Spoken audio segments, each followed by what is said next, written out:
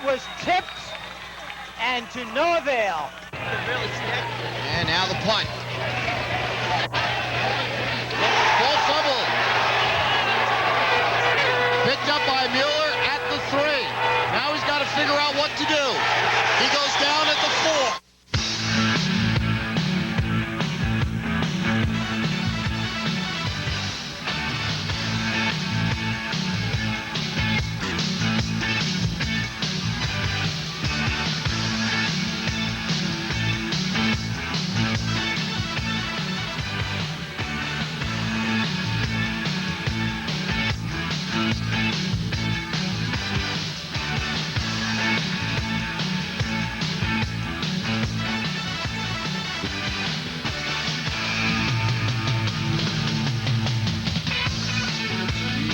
Columbia Cable 3 Sports presents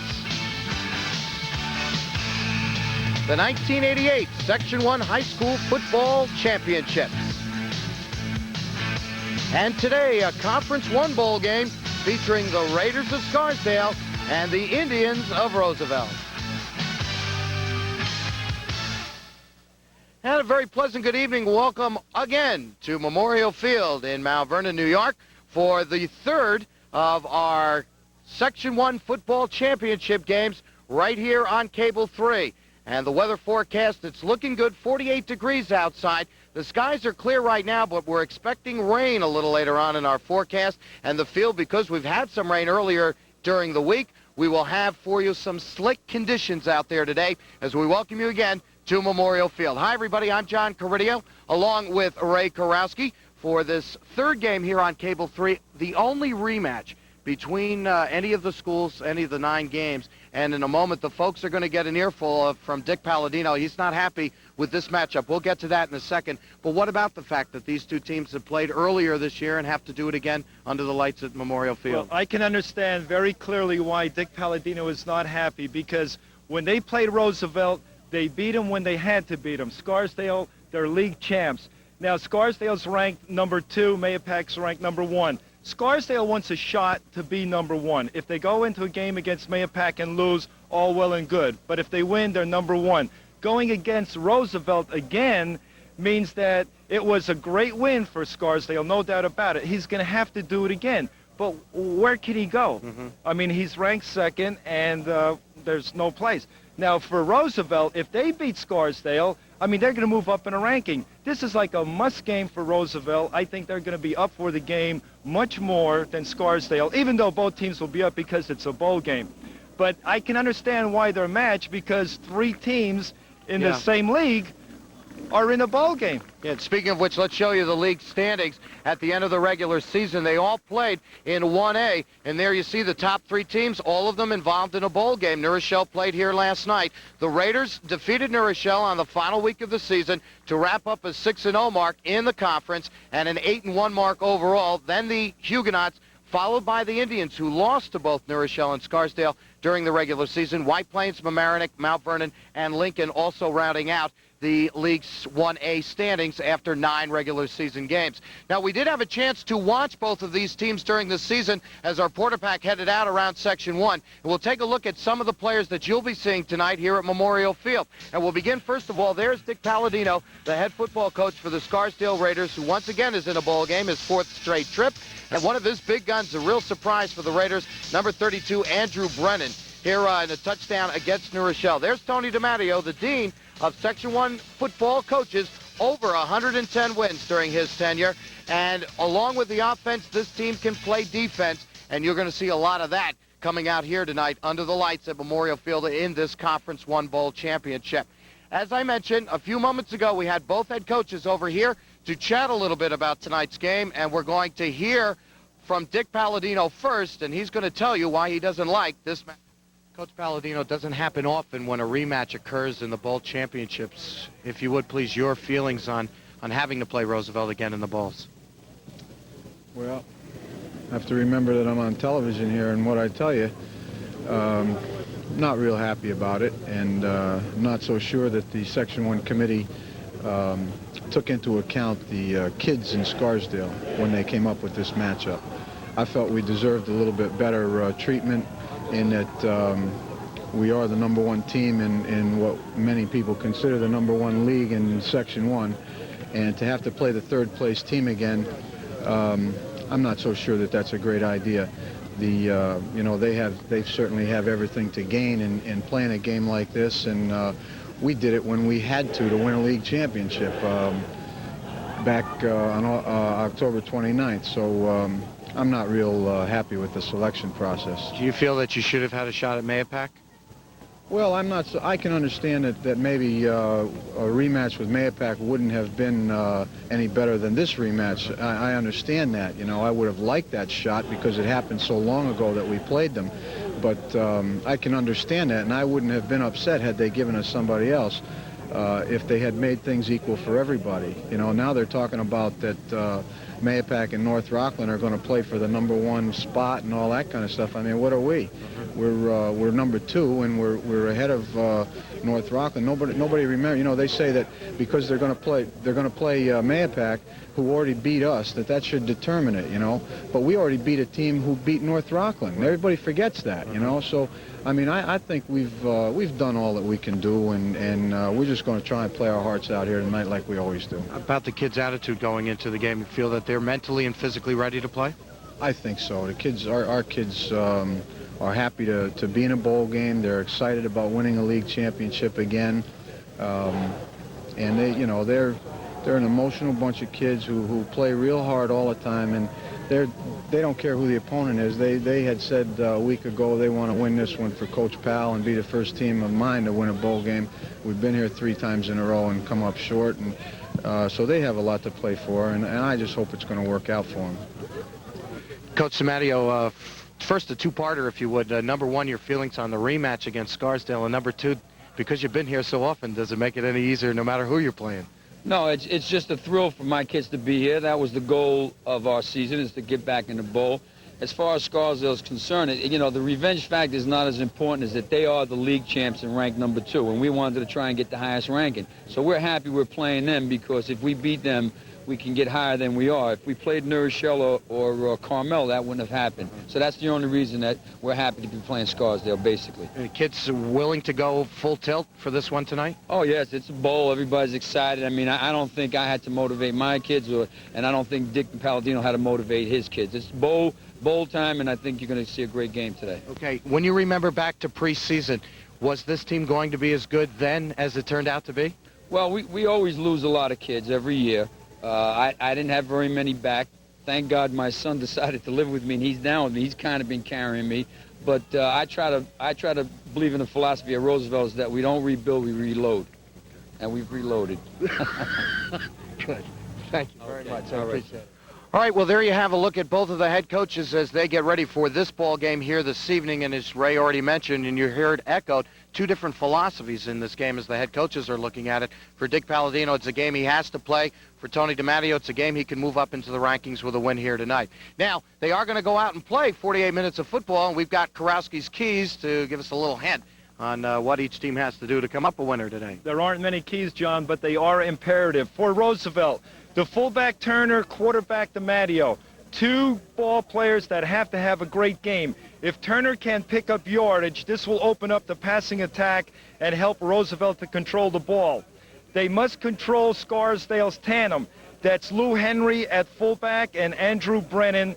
Both backs combined rushed for close to 1,500 yards in the toughest Section 1 football league.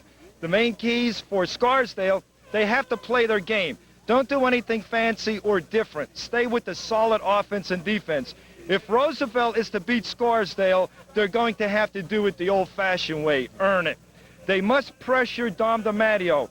They have to get the pressure going from the middle and the outside. Contain him. Don't allow Dom to run or pass. They have to pressure him to death.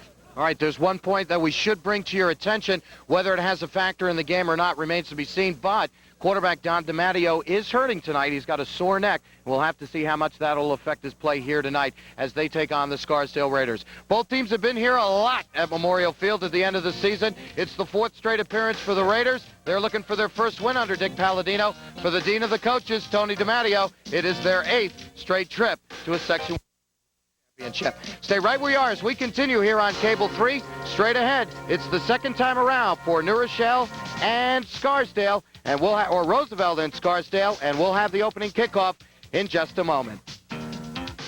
Step right up, test you straight. Now, from the director of Pee-wee's Big Adventure. You want a cigarette? Comes the craziest, most magical, Don't you hate it when that happens? comedy of the year. Not bad. Michael Keaton It's showtime. is a ghost called Beetlejuice. I'm the ghost with the most blade. Rated PG.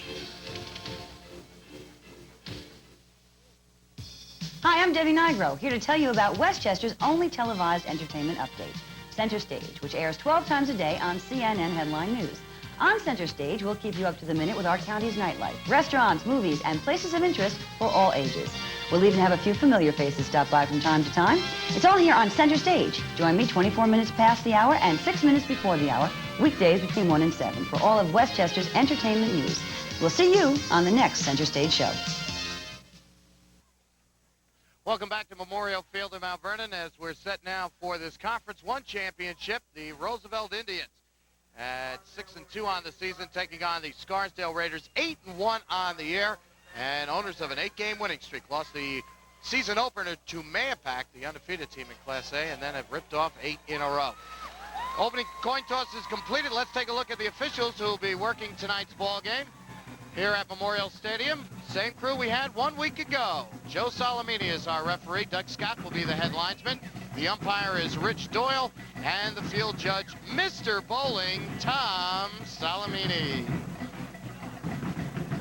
So there's your crew. Tony DiMatteo, Dean of Westchester Coaches, and a guy that you, Ray, are most familiar with. I'm sure you've been to a couple of clinics that he's been at. Tony DiMatteo's coaching his 20th year. He has an overall record of 131 wins, 36 losses, and 2 ties. And they call him the Dean of Westchester County football coaches, and there are many other deans behind him. You know, I've asked him about that. He doesn't like that term since it makes him sound old. Well, he is old. Anyone that's a year older than me is old.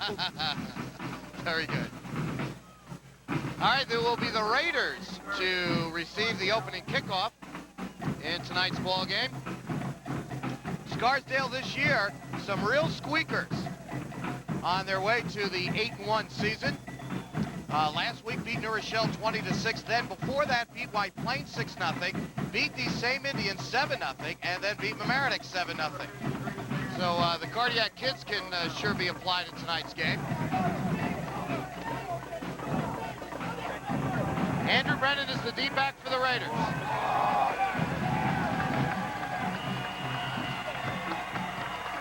And this championship just about set to begin. High but short kick. It'll hit the turf. Big hit right off the bat. Roy Diaz really pelted Andy Curry, and the Raiders will go on offense 1st and 10 from their own 30-yard line. For the Raiders, Kevin Walsh is their quarterback. He is a senior. Also in the backfield, Andrew Brennan, a junior, Lou Henry, a senior, and Eric Blomquist, a junior. The split end, Pete Bogarty, a senior, and the tight end number 45, Mike Girardi, he is also a senior. Walsh, a junior, I should say, 6'1", 156 pounds, and has done a very nice job running this Raiders ball club this year. It'll be Lou Henry, the fullback, who breaks away from a tackle and will get the football to the 38-yard line, and that'll be a gain of 8 for Lou Henry, 6-foot senior, 186 pounds. Offensive line for the Raiders, done a nice job opening holes all year long. We've got Brad Sussman, Larry Sarvesi, Pete Goldshaw anchors it at the center spot. Tim Ward is the senior at guard, and Mike Fee, 5'11", 193-pound senior at the other tackle spot. And it's an average line, an average 5'11", 177 pounds. Maybe a free down here for Palladino. Play action by Walsh on a 2nd and 2, looking for Pete Bogarty on the outside route, and throws it incomplete. And will bring up a 3rd down and 2. Defensively for the Roosevelt Indians, as always, they'll work with that 5-man front. Tom Conroy anchors it at the nose guard spot. Your two tackles, Mike Perrone and Dan Churowitz. And on the two ends, Paul Faulkner and Dave McDonald. On the second defensive page, the two linebackers that Tony DiMatteo uses, Joe Bellino, Glenn Brislon. The cornerbacks, Roy Diaz and Ray Soares. The free safety, Dom DiMatteo and Jack Urizo at strong safety. And we'll have to check on DiMatteo. We understand that he will not be playing defense tonight. Just will go as the starting quarterback for the Indians. 2nd and 2. And it is Henry again, the fullback, and he gets it across the 40 to the 43, a gain of 4 yards, and it is also first down number 1 for the Scarsdale Raiders. Okay, Lou Henry, he's a senior. Coming into this game for the season, he has 121 rushes for a total of 637 yards. He's averaging 5.26 yards a carry. It's really been quite a tandem back there between Henry and Brennan. They have really been a pleasant surprise and have gone a long way, along with Kevin Walsh's arm, to leading this club to the 8-1 mark. And this time the Indians ready for that on the option. Kevin Walsh decided to give it away to the first back through Henry, and he was stacked up right at the line of scrimmage, leading the charge. Tom Conroy, the nose guard, number 72. Roosevelt is using a 5-monster defense. That means they're reading. At the snap of the ball, they're picking up the man that they have to read, and then they react to the ball. That's pursuing, get to the ball carrier, make the tackle. Now, the monster can either go to the strong side or the slot side or the wide side of the field. Lost of 1, 2nd down and 11. And again it is Henry. And Conroy again in on the tackle. And Henry gets the 1 yard back they lost. But it'll be a passing situation for the Raiders, a 3rd down and 10. And as is the case with any Dick Palladino coach ball club, they'll mix it up on offense. They certainly will, and we just saw before on 2nd and short, everyone would expect that they would run, and then he passes. Do the unexpected. Well, we'll see what he calls here on a 3rd and 10. Bloomquist in motion to the near side. It's a delayed draw. Andy Brennan. And Brennan has the first down and brings it to the 45-yard line. And as we said, on an obvious passing situation, instead, the Raiders go to the ground game and pick up 12. This is a sprint draw. This play right here, it's like he's going to go out with pass. He just hands it to Brennan, playing tailback, and he has deceiving speed. You see the moves, he's going right, left, the hips are moving, he's taking small steps, he's trying to find that opening and pick up more and more yardage all the time. Very deceiving as a runner. Clock continues to roll, 8:44 to go. First quarter, no score. Opening drive of the ball game. And the Raiders, starting this at their own 30, they're now in Roosevelt territory at the 45. Bloomquist in motion. Option by Walsh. Takes it himself. Gets another first down. To the 34. An 11-yard gain by the quarterback. And after giving it to the middle of the line a couple of plays, they start to run it outside. He does the reverse pivot now. If he sees the opening, he's going to take it, which he does. He picks up good yardage right here. And for the season, Kevin Walsh has 35 rushes for 103 yards. And against Roosevelt, when they beat him earlier, later in the season, a few weeks ago, he was 2 for 5 in passing for 23 yards and had the 1 touchdown pass. 1st and 10, it is Lou Henry again. And he gets 2 very tough yards, actually just about 1, as he's buried by the interior lineman of the Roosevelt defense. 2nd and 9 upcoming for the Raiders. The 4th straight appearance for Scarsdale in this bowl championship. They lost to Arlington a year ago, 12-0. Then lost to North Rockland in a game that will always be remembered, 30-27 in overtime. And the year before that, lost to North Rockland again, 70-6. So Dick Palladino, those 3 games, plus 1 when he was at Ryan-Eck, he's still looking for his first bowl championship. Henry comes in motion. Walsh, inside counter, Jason Kessler. And Kessler down to the 31. Give him 3 yards on the carry, and that will bring up a 3rd down and 7 that was a touchdown call against White Plains that same Well, you play. can see that Dick Palladino of Scarsdale is really mixing his plays up. He's going with the option, the counters, the dive, and an isolation play, and the sprint draw. And they're doing a great job. They're picking up the yardage. But on the other hand, Roosevelt's defense, it's okay for them to bend, but they cannot break. Let's go. 3rd down and 7. We'll see as the Raiders come out in the eye, and now Henry in motion. It's an option, and, well, the ball batted up and caught by Kevin Walsh and tries to go ahead, actually gets a yard. So you don't see that often, the pass Walsh, completion Walsh for 1 yard. Yeah, but this is quick reaction. That's quick reaction by Walsh because he throws it, boom, it's blocked, and his eyes are constantly looking to see what's going to happen. Boom, the ball comes right in and catches. Good hands. Well, from the 34-yard line, the Raiders setting back to punt it away. Geoff Cochran, and he will kick, angling it for the sidelines, and it will go into the end zone.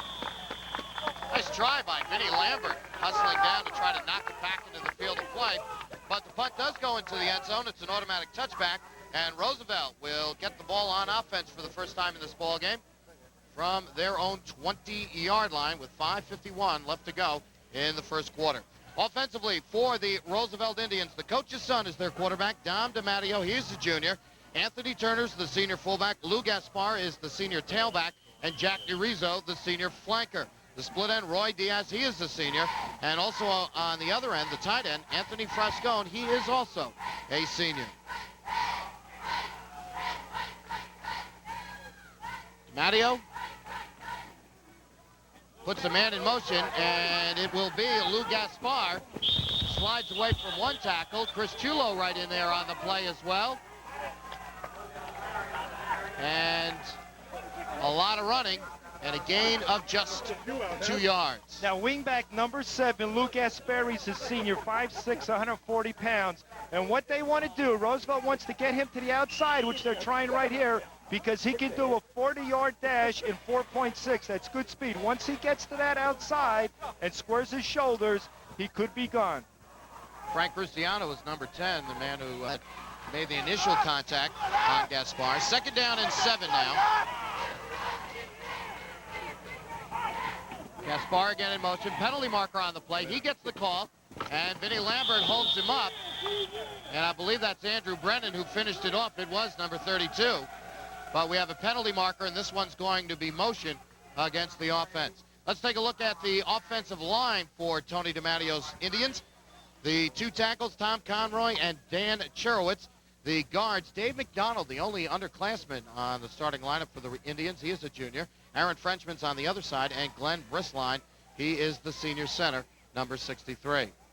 As they continue to chat now with Jason Kessler, the defensive captain, Raiders will accept the penalty, and it will be a 5-yard motion call against the Roosevelt Indians.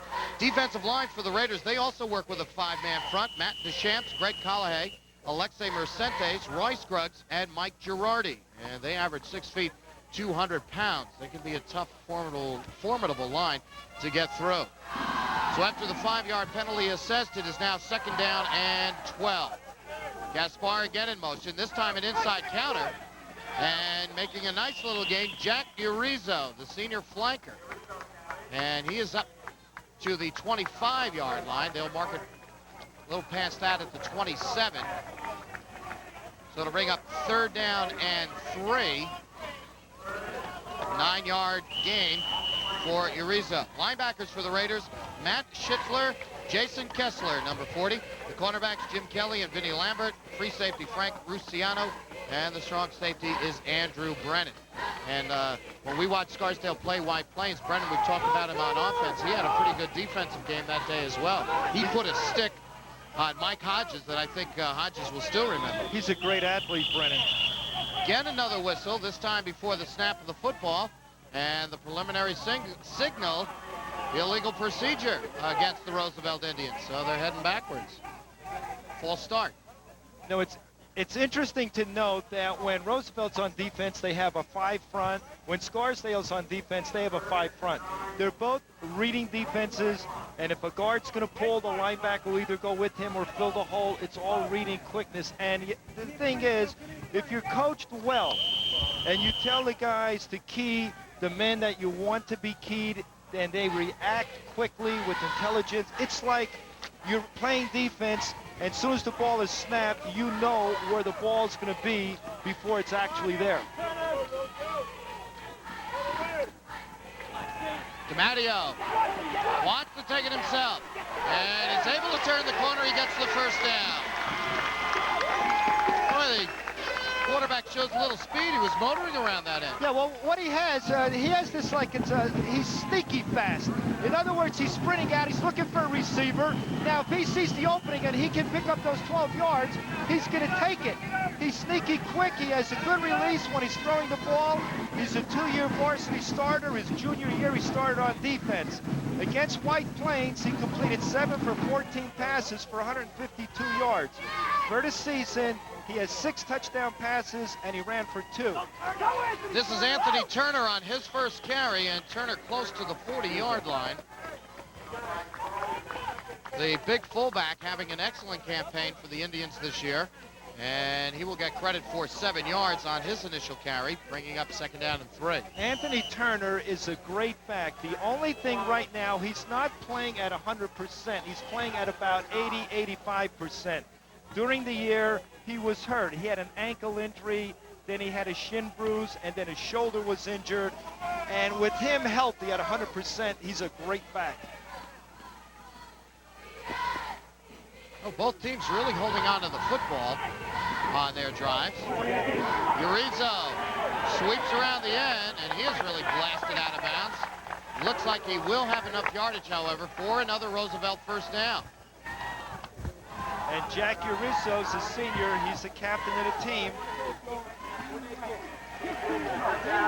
5-yard gain. And again, Scarsdale on defense. You know, they're giving up a little ground, but that's all right. The main thing is you can bend, but don't break. Don't give up a big play. A touchdown run, a touchdown pass. You really have to be careful and watch that. Great defenses will bend a lot during great games, but they don't break.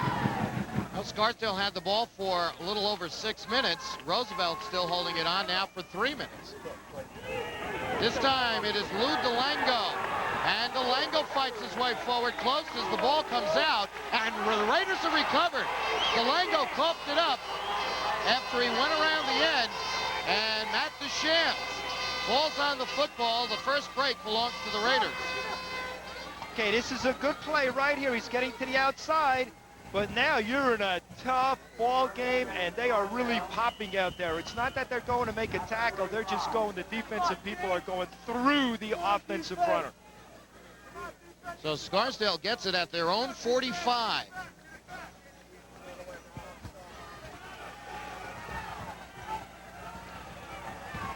First down and 10.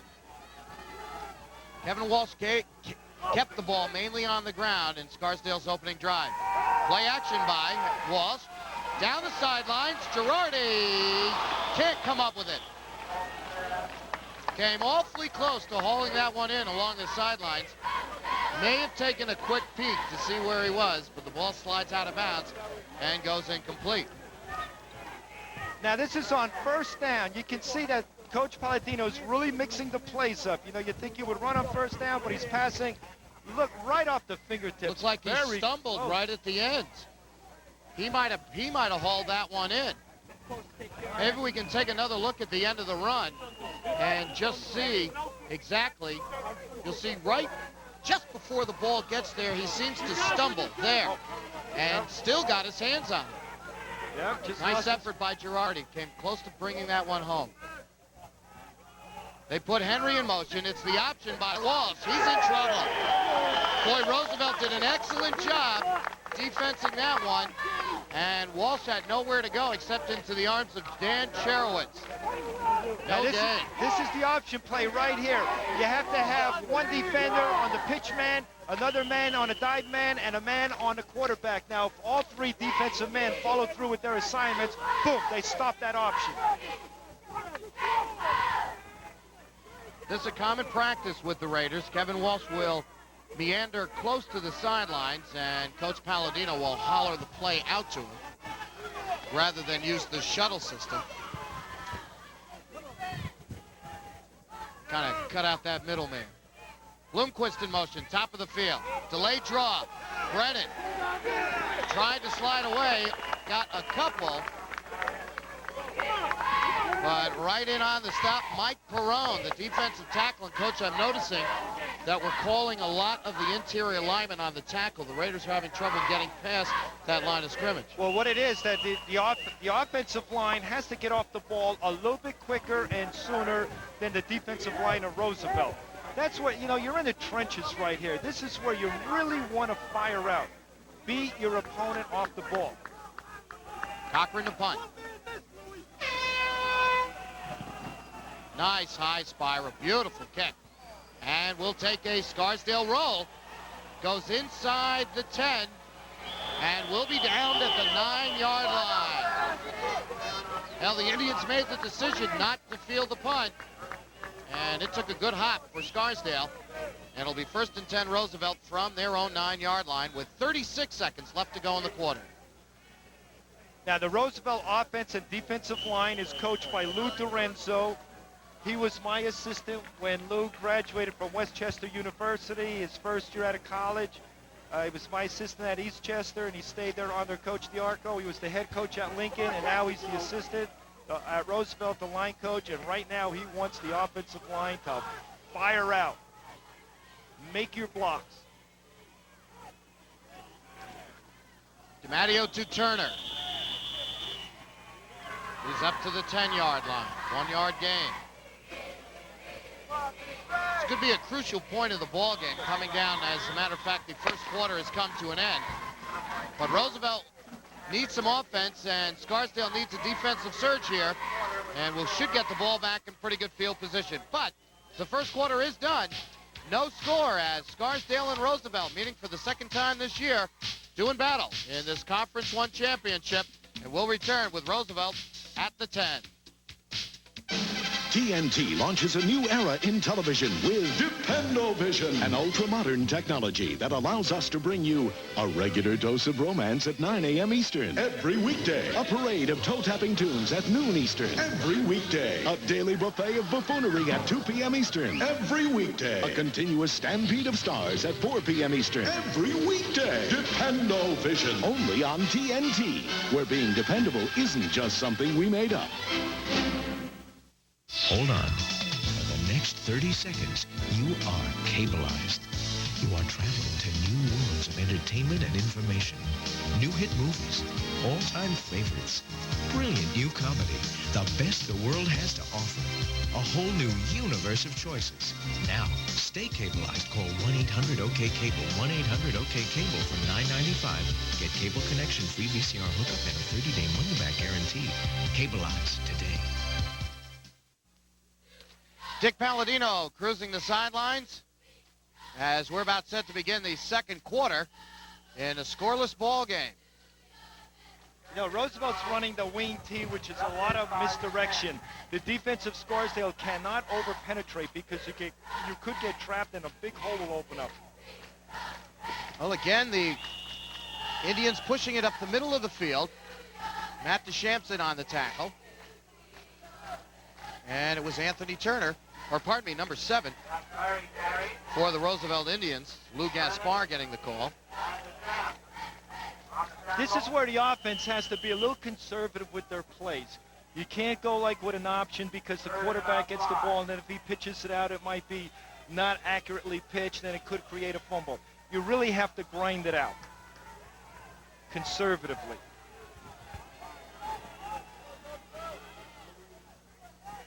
Urizo comes in motion. DiMatteo looks to throw. Now he has to tuck it under his arm, and he is swarmed under back at the line of scrimmage. will not go in the books as a sack, as it looked like he got about half a yard. But the secondary's doing a nice job covering the Indian receivers, and they're holding on to him long enough to give the defensive line a chance to get in there. Another key right now is Scarsdale's, with their punting game, the kicking game, they're keeping Roosevelt deep in the hole. They have to dig out. So field position right now is the advantage of Scarsdale.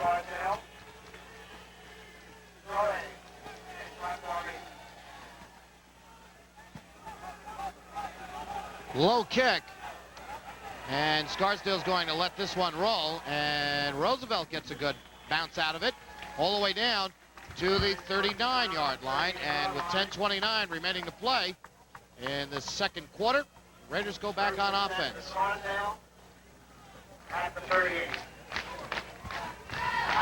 So both teams, they've controlled the football, but seems like they're still feeling each other out a little bit. It's a slow-going first half. That's exactly right, John. They're feeling each other out. They want to see what the defense is giving them.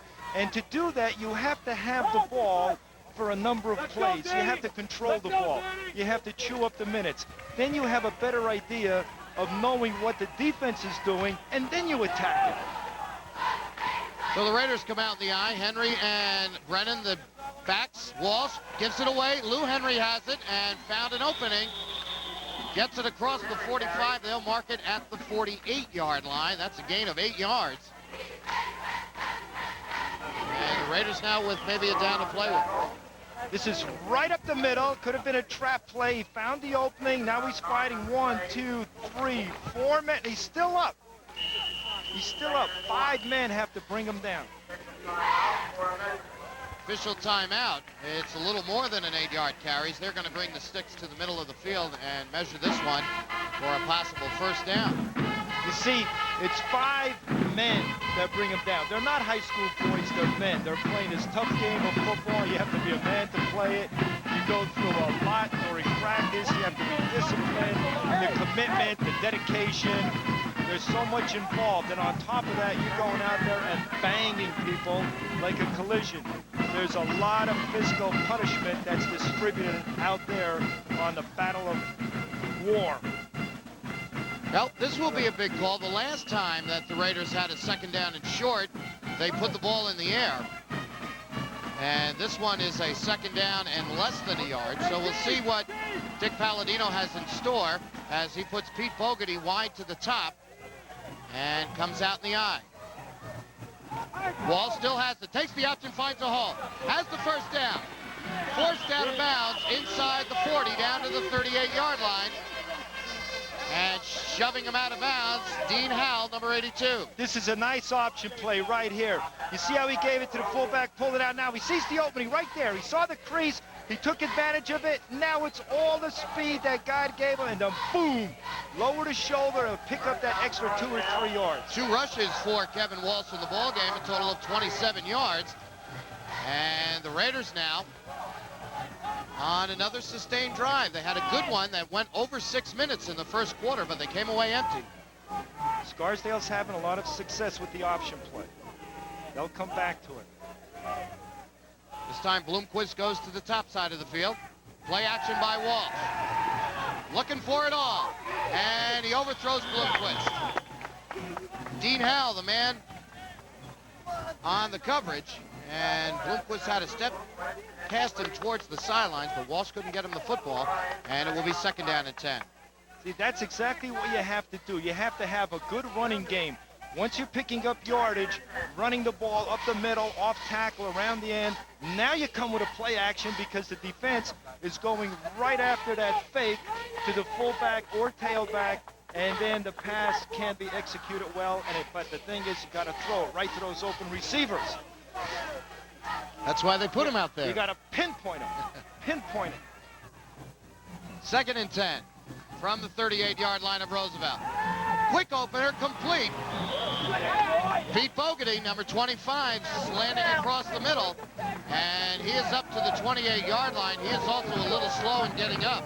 He took quite a pop after making the catch. I don't know how he holds on to this ball. That ball is, well, that's pinpointed ball, but look at this hit. Now, when a ball carrier or a receiver lands on his back, you know he's really tattooed. Roy Diaz, the man on that tackle. The catch is very close to a first down, but Coach Palladino and the trainers out on the field looking at Pete Bogadie, 5'9" senior, 143 pounds, not real big, but he's got some great hands. Boy, I'll tell you, when you're a receiver and you're coming across the middle, concentrating on that ball, and as soon as you catch it, you get popped by a safety coming right through you, you know, you can really get hurt. I mean, that's a, you know, it's like a dangerous position to play when you're going across the middle. So Bogadie may have just been a case of having the wind knocked out of him. He'll take a walk and a breather, and they bring the chains across. And again, the Raiders just about a half a yard shy. You know, you get hit so hard, it's like, you know, knocks all the wind at you.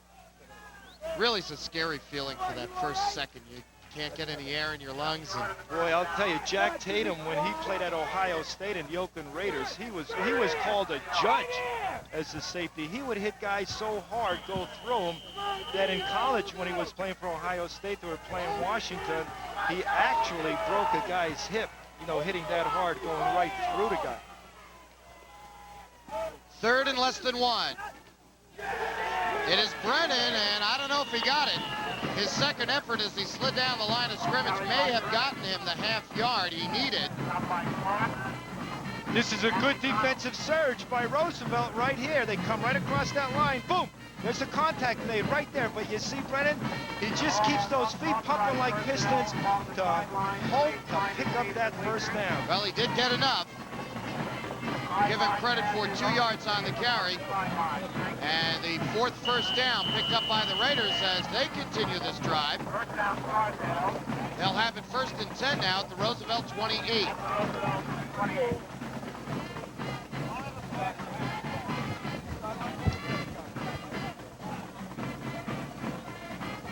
Now, see, this is the Scarsdale's advantage because they're maintaining control of the ball. Now they have more of an opportunity to see what the defense is doing and then how they can attack it successfully. Lou Henry again. Boy, it's a nice option play, and you have to remember that on all option plays, that's the first option. Give it to the fullback. Exactly, and you have to have a good assignment defense. You have to have a defensive tackle or a linebacker taking that dive man. Here's Henry right here. He's the dive man. He's got to be taken care of. If not, he's going to pick up the yardage. And at the same time, you have to have a man on the pitch man, and also you have to have a defender on the quarterback. It's one play where you have to cover 3 men at the same time. 2nd down and 2. Play action by Walsh.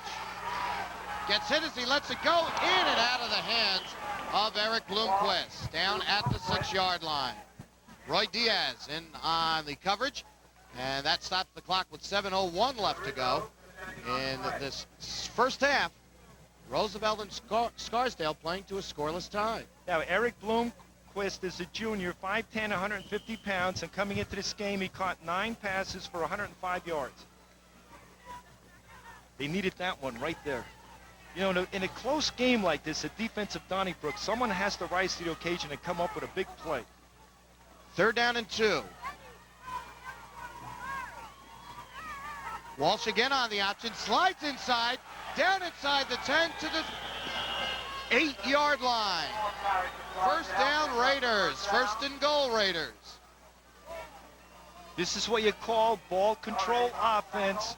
They're not making a mistake. There are no errors, and that's exactly what you have to do. It's the last game of the season. Everybody's finely tuned, and you have to execute to perfection. You see that he's trapped right there, and then he starts going to his left. He saw the opening, had some blockers, and picks up the first down. But now it gets a little more difficult inside that 10-yard line. It's tough. This is where you have to have a goal line stand. 6:25 to go. Raiders threatening first time of the ball game. 1st and goal from the 8. Bloomquist in motion to the near side. Bogadie split to the bottom. Walsh on the option. It is Brennan. Penalty marker down, and Brennan goes down at the 5-yard line. call on the far side of the field. And this one, I believe, is going against the Raiders. Could be an illegal block against Scarsdale. A clip. I think Lou Henry was leading that play, but when we take another look at it, we'll be able to see exactly, I believe we'll be able to see where the penalty was as it came around that far side. Quick stutter step. No, Henry goes into the line. Yeah, he got the fake. All right, well, I had a little trouble with the replay on that one. So in any event, the penalty is assessed for a clip against the Raiders. 15-yarder brings it back to the 24-yard line, where it will be second and goal from there. Tough penalty to take down deep. On that goal line stand, Roosevelt was in a 6-5 defense. That's man for man. There are 5 eligible receivers, and you have 5 defensive men that cover each one of the receivers, just in case there's a pass. There we see Dick Palladino, his 5th year at Scarsdale. He has a 34-12 record. Let me correct myself, it is 1st and 24. Walsh, incomplete. Walsh threw it to the outside of Pete Bogarty, and Bogarty cut to the inside. So that will be an incompletion. And now Cochran, or I should say Kevin Walsh, just 2 completions for 10 yards. 2 of 7. Now it is second and goal from the 24-yard line. The fans also, I think, ready to explode, but very quiet. Stadium, there's a good-sized crowd on either side of the field tonight.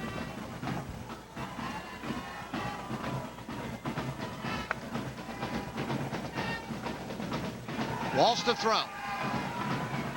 And he throws it out of bounds. All his receivers covered. The Indians doing a nice job. And it brings up 3rd and goal.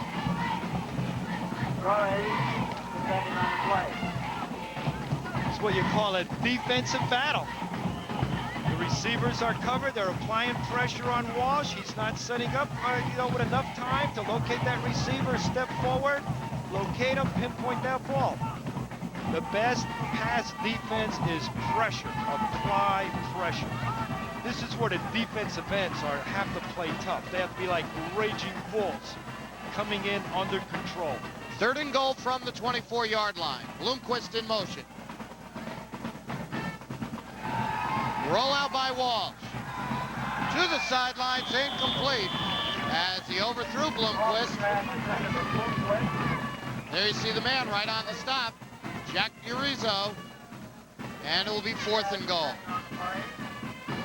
So that penalty really hurt. Meant Walsh had to go to the air, and he went 0 for 3 on this series. And it's also interesting to note that on that defense that Roosevelt set up, they're playing the entire game with a 5 on a goal line. They go 6, but right there they were in the forefront. That means that they have one more man back there helping out on pass coverage. You know, and another thing, even though there is 4th down and the Raiders haven't put it in the end zone, they are really holding on to the football. And if nothing else, they're keeping the Indian offense on the bench. Now here's Roosevelt. They're in a 4-3 defense. On 4th down. Walsh can't get away. See, that's because all the receivers were covered. They were in a 4-3 defense, so that means you have 2 safeties back there, 2 cornerbacks, and then that free safety will go with the eyes of the quarterback, and if the ball's released, he goes with the ball. It's like a fumble, a free ball, but here they're all covered. He has to eat the ball, go pick up yardage, whatever he can, and the front 4 of Roosevelt did an excellent job. So the first sack registered by the Roosevelt defense, and on downs, Raiders get it, or the Indians get it back with 4:43 to go in this first half. Urizo in motion, Anthony Turner, the fullback, and as he escapes from the line of scrimmage up to the 30-yard line. Gain of 5 for Turner. Raiders held on to that football for 5 minutes and 18 seconds. See, the longer you hold on to the ball, it gives you a better idea of knowing what the defense is doing. And right now, Scarsdale knows that if they ever get in a passing situation again and close to the goal line, they have to be cognizant of the fact that Roosevelt goes into a forefront. They have one more receiver, defender back there covering the receivers. There's also got to be a fatigue factor measured in there a little later on in the game with the defense being on the field so long. Well, both of these teams they're well coached, and I'm sure they're in excellent condition.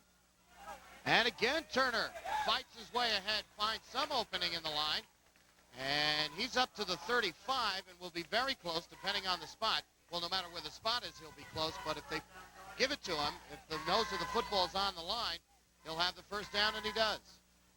6-yard gain for the fullback, and that is first down number 2 for Roosevelt. And we're at 3:53 after that play, and we'll now have our 4-minute warning issued to both benches, each team with all 3 timeouts remaining. Nothing the score. Our Conference 1 championship, Roosevelt and Scarsdale. Some experienced teams as far as bowl play is concerned. That man right there, he saw Dick Palladino. There's Tony DiMatteo. We told you earlier, making his 8th straight bowl appearance. Last year lost to North Rockland 29-19. In 86 beat Kingston. 85 lost to Ossining. 84 beat North Rockland. In 83 lost to Lakeland. In 82 beat Greeley. And in 81 they lost to Harrison 7-0. For Dick Palladino, as we told you earlier, he is now in his 5th bowl championship, his 4th with the Raiders, and he had 1 appearance when he was at Rhinebeck High School, and he is still looking for that first win, seeming to be more elusive year after year. Though he has been involved in some great games down here, he just can't put the win in his pocket. The last 2 years during the season, he was undefeated, and he loses the bowl game. This year, it's just reversed. He lost the first game, and now hoping to win the last game, the bowl game. Give him a 9-game winning streak. DiMatteo still with the football. Down he goes at the line of scrimmage. And it is Mike Girardi, number 45, in on the stop. No gain, 2nd and 10 for the Roosevelt Indians. Girardi, a 5'11 senior, 181 pounds.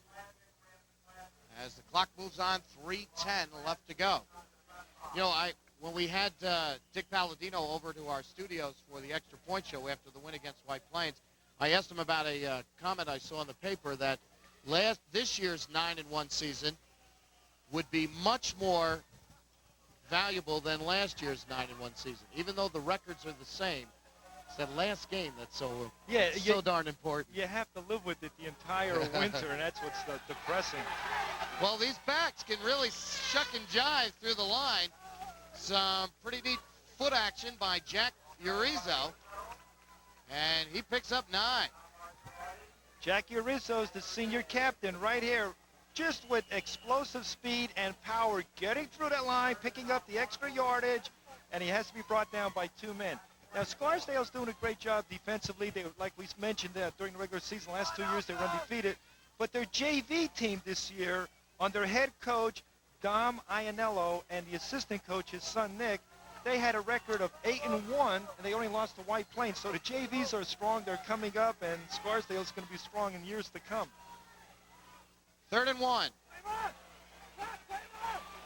And the Raiders come up. I think they held Quamar Bilal, number 32, a junior running back, coming into the ball game and getting that call. And indeed, the Raiders did come up. A loss of 1 on the play, and it'll bring up a 4th down with 1:40 to go. This is where, if you have the punt return setting up the wall, this is where you want to execute perfectly. The ball's going to be punted. You want to catch it in the air, get behind the wall. Everyone that's on the wall, execute their blocks, and really get in good field position because you only have 1:22 remaining to play. Ray Soares with a punt. Another good spiral. Fair catch signaled for and taken by Andrew Brennan, as he'll haul it down at the 28-yard line. So just 1:15 left to play in this first half. And the Raiders, with 3 timeouts left, will get the ball at their own, 28-yard line.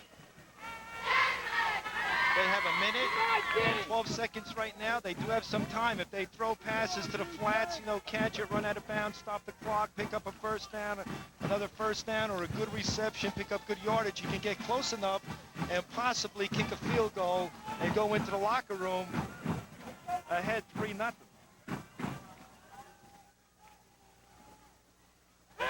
Walsh to throw. Sideline route, completes it, and out of bounds at the 43. 14-yard pass completion, and on the reception, it's Pete Bogarty. And this is exactly what you have to do. Hit that man in the flat, close to the sideline. If he has the room to turn it and go down the sideline, pick up yardage, that's all well and good. But if not, then if you do get hit, you go out of bounds, you stop the clock. That's imperative right now.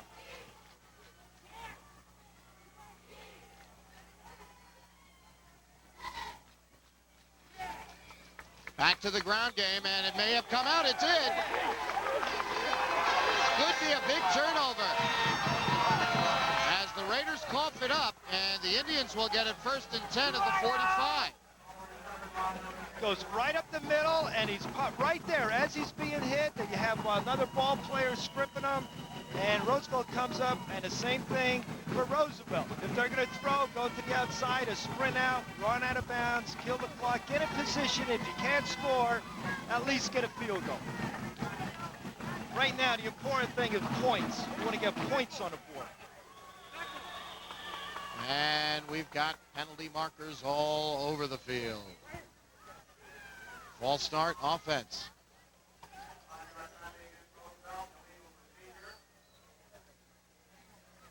Oh, there's the move. Oh, right at the top of the screen. The offense was checking and moving, and one of the linemen thought they were ready to go. That's supposed to fake out the defense. They're supposed to come across the line. So 1st and 15, third penalty for the Indians for 15 yards.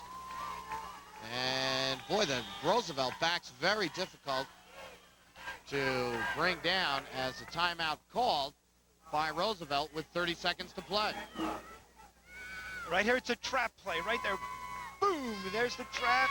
Now he breaks right through the middle. Now as soon as he stopped, you want to immediately call timeout, timeout, right there, timeout. Lou Gaspar getting the call. And he picks up 7. And Roosevelt's first timeout, sorry, Ray. And that's the man you want to give it to. You want to give it to Lou Gaspari because he has that speed, 4.6. If he can break it and get into that open field, you know he's a threat to score. That's what they want to do. It's a 2nd down and 7. Roosevelt with 2 timeouts left. 30 seconds left to go till the intermission. And we still have no score. Remind you quickly that this Wednesday night at 7:30, the final edition of Extra Points, and we'll have a special 1-hour program for you. We'll have highlights of 7 of the 9 bowl games played this weekend at Memorial Field. We'll also have our all-cable 3 team, and we're going to have a special feature edited with loving care by Paul Caridio on the highlights of 1988. And that'll be all in our final 1-hour show this Wednesday night at 7:30. You know, John, right now, the way the first half is going, it seems like it's very difficult. It's tough to get a touchdown. You want to get good field position and really try to kick a field goal. Urizo in motion. DiMatteo rolls the side. Pumps once. Incomplete. And a penalty marker in the backfield, a holding call to go against Roosevelt. That one in and out of the hands of Roy Diaz. You may also be able to see the hold as it came right in front of DiMatteo. Okay, this is a good sprint out. See the good technique he has? He has the ball right above his shoulder, close to his ear, ready to release it. So that's a good coaching point right there. He's well coached. He has the ball there. As soon as he sees the receiver, it's going to be gone. If you're holding the ball down on your hip, now you have to bring it up and throw it, and you're losing valuable tenths of a second. See, that really hurts him now on field position, that penalty. That's a 10-yard call against the Indians, and will bring the ball back to their side of the field at the 46 with just 24 seconds to go. And if Roosevelt attempts to go deep, and I'm sure that Scarsdale knows that, they got to play, make the bigger cushion, go back more. Instead of 10, 12 yards, go 15, 20 yards deeper.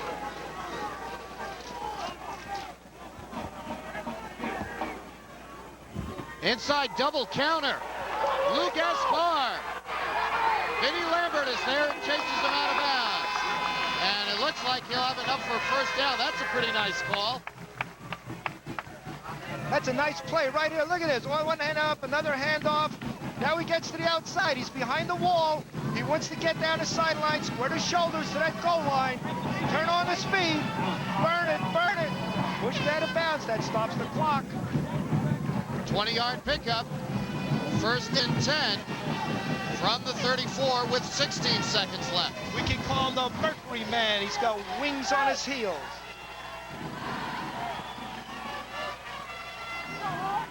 Play action by DiMatteo. Gets it away. Incomplete. Knocked down by Jason Kessler. They were looking for Roy Diaz across the middle, and Kessler almost picks this off. Good defensive play. Right here, there's Dom. He's set up. He's set up. Here comes now he's Girardi. stepping forward. Sees his receiver. There's the release of the ball. Here comes a good defensive play right here. That's what you call recovering to the ball. He has the recoverability. Those defensive backs have to have speed, recoverability, and hit people. Second down and 10. Again, the double reverse.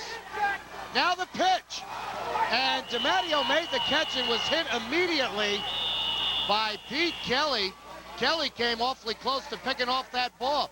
I don't think I've ever seen this play before. This is a great play right here.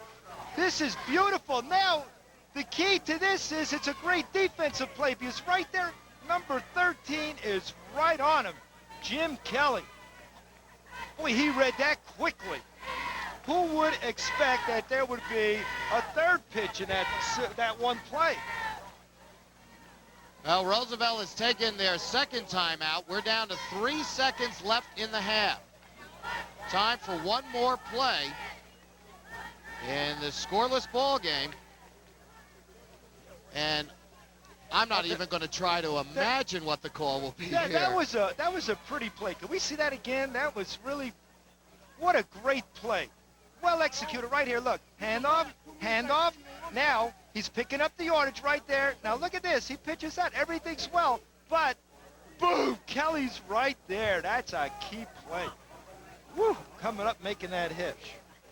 Wait, DiMatteo's got to be very fortunate to hold on to that football. That one could have easily come out. But you see what he did immediately? As soon as he was hit, he was on his back. He immediately had his hands up. Timeout, timeout, timeout. And did it right on time.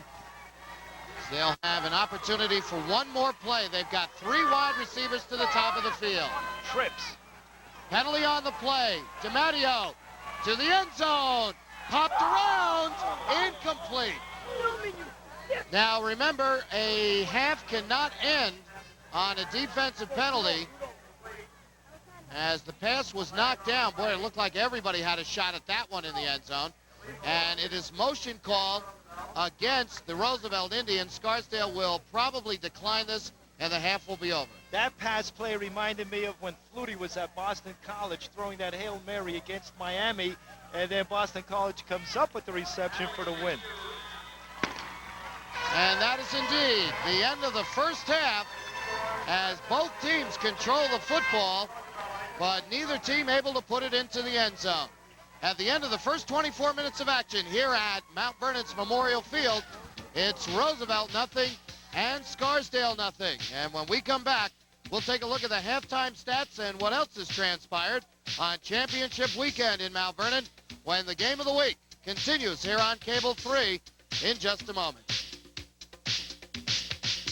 Now, when you want to rent one of Hollywood's latest movies, get it the easy way. With Request Television. To order, tune in the Request channel and have these 3 numbers ready. The event number, your account number from your bill, and your personal ID number. Ordering is easy. Call this phone number. Follow the simple directions and listen for automatic confirmation. Your movie is conveniently delivered electronically. Rent the first-run movie you want the easy way from your easy chair with Request, America's #1 rent-a-movie channel.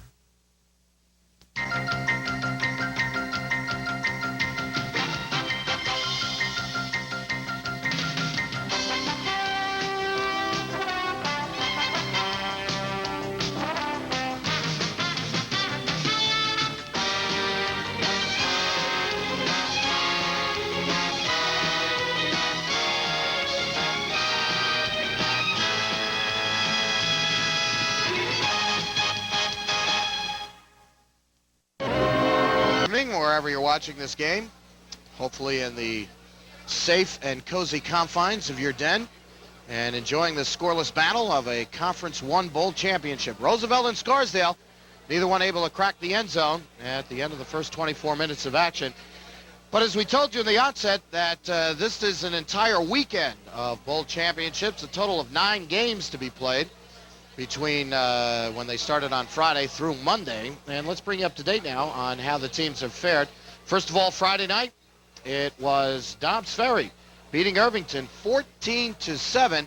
And for the Eagles, their 7th straight bowl championship as they continue to roll on year after year. Frank Violante gets them to Memorial Field, and year after year, they come up a winner. New Rochelle led 15-6 at the end of the first half in their game with Carmel and ended up on the losing side 34-15. John Guglielmo, the quarterback for the Rams, named the most valuable back, and Jim Travis, the most valuable lineman from New Rochelle. I should also mention was Jesse Sherwood, the most valuable lineman from Dobbs Ferry, and Chris Balducci, the most valuable back for Irvington in their Conference 3 ball game. We already had one game played this afternoon, and it was Horace Greeley with a very convincing win. They looked awesome out there this afternoon, beating Hendrick Hudson by a score of 20-6. With the win, the Quakers, ranked number 2 in Conference 2, moved to 7-1-1 on the season. Hendrick Hudson was ranked number 3. They're now at 8-2. And as you see, we're watching Roosevelt on Scarsdale.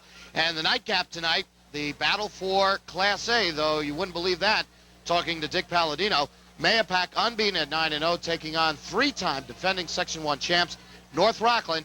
They're at 8-1, and that's a Conference 1 game at 8 o'clock. Then on Sunday, another triple-header on tap. It opens up with those Eastchester Eagles, ranked number 3, 7-1 on the year, taking on the number 4 Pleasantville Panthers at 7-2. At 5 o'clock, the Nyack Indians, 6-2-1, meet the number 5 Fox Lane Foxes. That's a Conference 2 Bowl championship. The Foxes at 7-2. And then the nightcap on Sunday, number 1 Rye, 9-0, putting the championship on the line in Class B against the number 4 Gordon Wolves. Don Matteo's club at 7-1-1. And the final ball game to be played Monday night at 7 o'clock here at Memorial Field. Number 1 Byram Hills, 9-0, taking on number 2 Briarcliff, also unbeaten at 9-0. So there you have the schedule for this weekend. No bands out here today, so we'll take another short break and return with a look at the halftime tally. The numbers put up by both schools when this bowl championship here on Cable 3 Sports continues right after this. Showtime continues to bring you the best movies, series, and shows you won't see on HBO or Cinemax in November. Put this one away. Somebody messes with me, I'm gonna mess with him. Kevin Costner, Robert De Niro, and Academy Award winner Sean Connery star in The Untouchables. He refuses to join the rat race. He drinks and he waits. She's crazy. They met by chance in a bar and are bound by their love of the bottle. Mickey Rourke and Faye Dunaway star in Barfly. Michael Caine and Sally Field shed more than convention in Surrender. Quit moving. And get your ringside seats for Showtime's Championship Boxing. Plus, don't miss all new episodes of Our Own Brothers. It's Gary Shandling's show and the exciting second season premiere of Super Dave. Showtime exclusives. Here you see them, there you don't.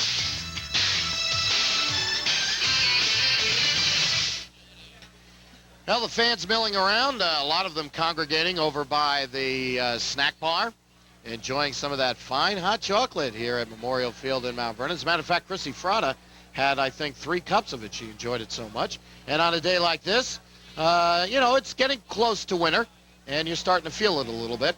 But out on the field, the story of the day, no points by either teams, and this is the halftime tally up on the screen for you. The Raiders with 5 first downs to 3 for Roosevelt. In the rushing category, Roosevelt outrushed Scarsdale 89-86. Gaspari is the leading rusher for the Indians. He had 34 yards in the first half. And the leading rusher for the Scarsdale Raiders, the quarterback, Kevin Walsh, he finished up with 37. And the fullback, Lou Henry, he had 30 yards in that first half. The passing totals for Scarsdale, Kevin Walsh went 3 of 10 for 24 yards, and Don DiMatteo 0 for 1, did not have a completion. So the total, 110 Scarsdale, 89 for Roosevelt. The Raiders have fumbled the football twice in the first half, and fortunately for them, neither of those turnovers leading to Roosevelt points. But you see the drives that Scarsdale put on. They held on to that football for over an entire quarter, 13:50 to just 10:10 for the Roosevelt Indians. And, of course, in a scoreless ball game, that means we have no scoring pages, but the teams are going to get set to come out into the locker room. They'll try to chase all the amateurs who are out on the field tossing the old pigskin around. I don't see Chulo anywhere, but I'm sure if there's a game to be found, he'll get in there somewhere along the line. 0-0 is our score. Scarsdale and Roosevelt battling to a scoreless tie. They did it a couple of weeks ago, and Scarsdale scored a touchdown in the fourth quarter to beat the Indians. We'll see if that scenario takes place again. When we come back, the second half will be underway as this Conference 1 championship continues in a moment.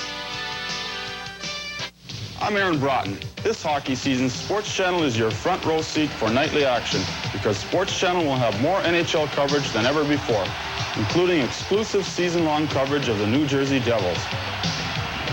Plus, Sports Channel will feature expanded college football and basketball excitement too. So don't miss out. Reserve your front row seat. Call your cable company and order Sports Channel today.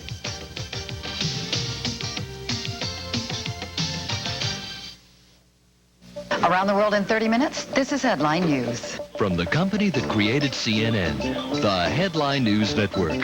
Watch your watch, then watch Sports Scores 20 minutes into every half hour. Time now for Headline Sports. Let's take a look at the scores and the highlights. Watch the Headline News Network 20 minutes into every half hour for a quick look at the day's sports scores 24 hours a day. Sports Scores on Headline News. Always on time. Welcome back to Memorial Field. John Caridio along with Ray Karowski, John Malnati, our official spotter up here in the booth, and the Cable 3 sports team on hand for this Conference 1 championship. Roosevelt and Scarsdale, 0-0 tied, the end of the first half of play, and it will be the Indians who will receive the opening kickoff to start this second half. Both teams with pretty good drives in that first half, but neither school able to crack the end zone.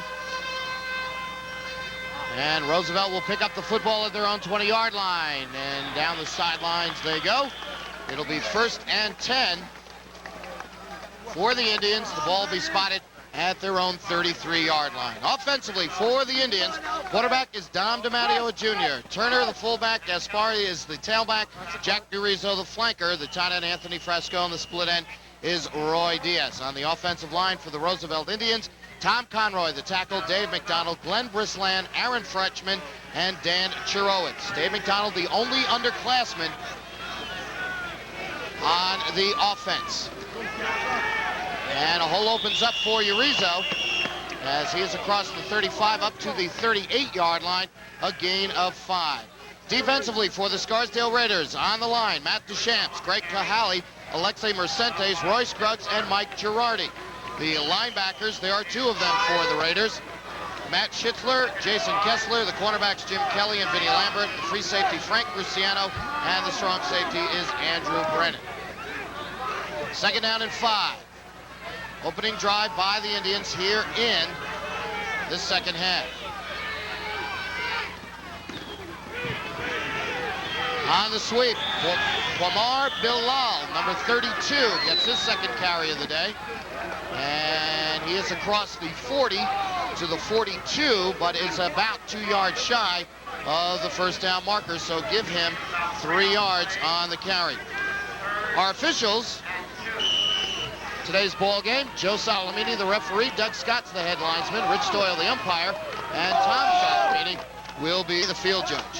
And Ray, early on, looks like not a whole lot of adjustments made at halftime. I think both teams sticking with their original game plans. Well, Anthony Friscone, the tight end for Roosevelt, number 4, is doing a good job of blocking out the last 2 plays. He's a 4-year varsity starter, captain of the team. He scored 2 touchdowns, and is he ever strong? He bench presses over 350 pounds. They gave the football to Anthony Turner, and the Indians unable to pick up the first down as the Raiders defense stops Turner for no gain. And Roosevelt be forced to punt the football away.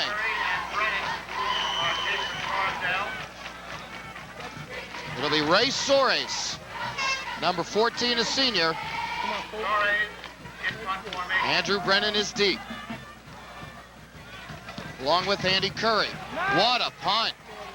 Brennan takes it, and we've got a penalty.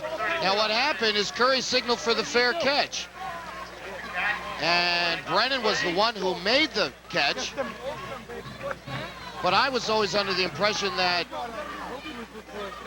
Brennan would have been allowed to run that football back since he did not make the fair catch signal.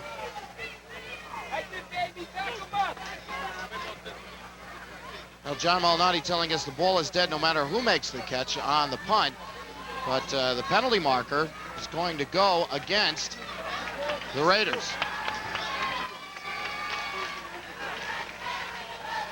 This is where you do not want to start the second half. Deep in your own territory, you're in a hole, you have to dig your way out, you have to be conservative with your plays and just try to get first down after first down and get into good field position. So Scarsdale backed up to their own 12-yard line, and they will have it there, 1st and 10. We'll take a look at the offensive set in just a moment. But it is Kevin Walsh, the quarterback, brings the club up. And it'll be Lou Henry, the fullback. Had a very nice first half and picks up some more yards across the 15 up to the 18-yard line. And for Henry, a nice gain of 6 yards. Offensively for the Raiders, Walsh the quarterback, Andrew Brennan is the tailback, Henry the fullback, Bloomquist the slot back, Pete Boganey is the split end, and Mike Girardi the tight end, number 45. On the offensive line for the Raiders, averaging 5'11", 177 pounds. Brad Sussman, Larry Sarvesi, Pete Goldshaw, Tim Ward, and Mike Fee. Sussman, the only junior on the offensive line. 2nd down and 4 for Scarsdale. Second back through, Brennan, and he tries to fight his way up to the 20-yard line, where he'll be 2 yards shy of the first down stake, and it'll be 3rd and 2 there. Defensively for the Indians with their 5-man front, we've got Paul Faulkner, Mike Perrone, Tom Conroy, Dan Cherowitz, and Dave McDonald. McDonald, the only junior on that defensive line. The linebackers, Joe Bellino, he is a junior. We've got Glenn Breslin, a senior. Roy Diaz, a senior. Ray Soares is a senior. Don DiMatteo, Jr., and Jackie Rizzo, a senior. 3rd down and 2 for Scarsdale. Ball spotted at their own 20-yard line. And Walsh fumbles it. He will not get the first down. Only a yard. And the fumble snap taking away the first down opportunity. And Scarsdale will be forced to punt it away.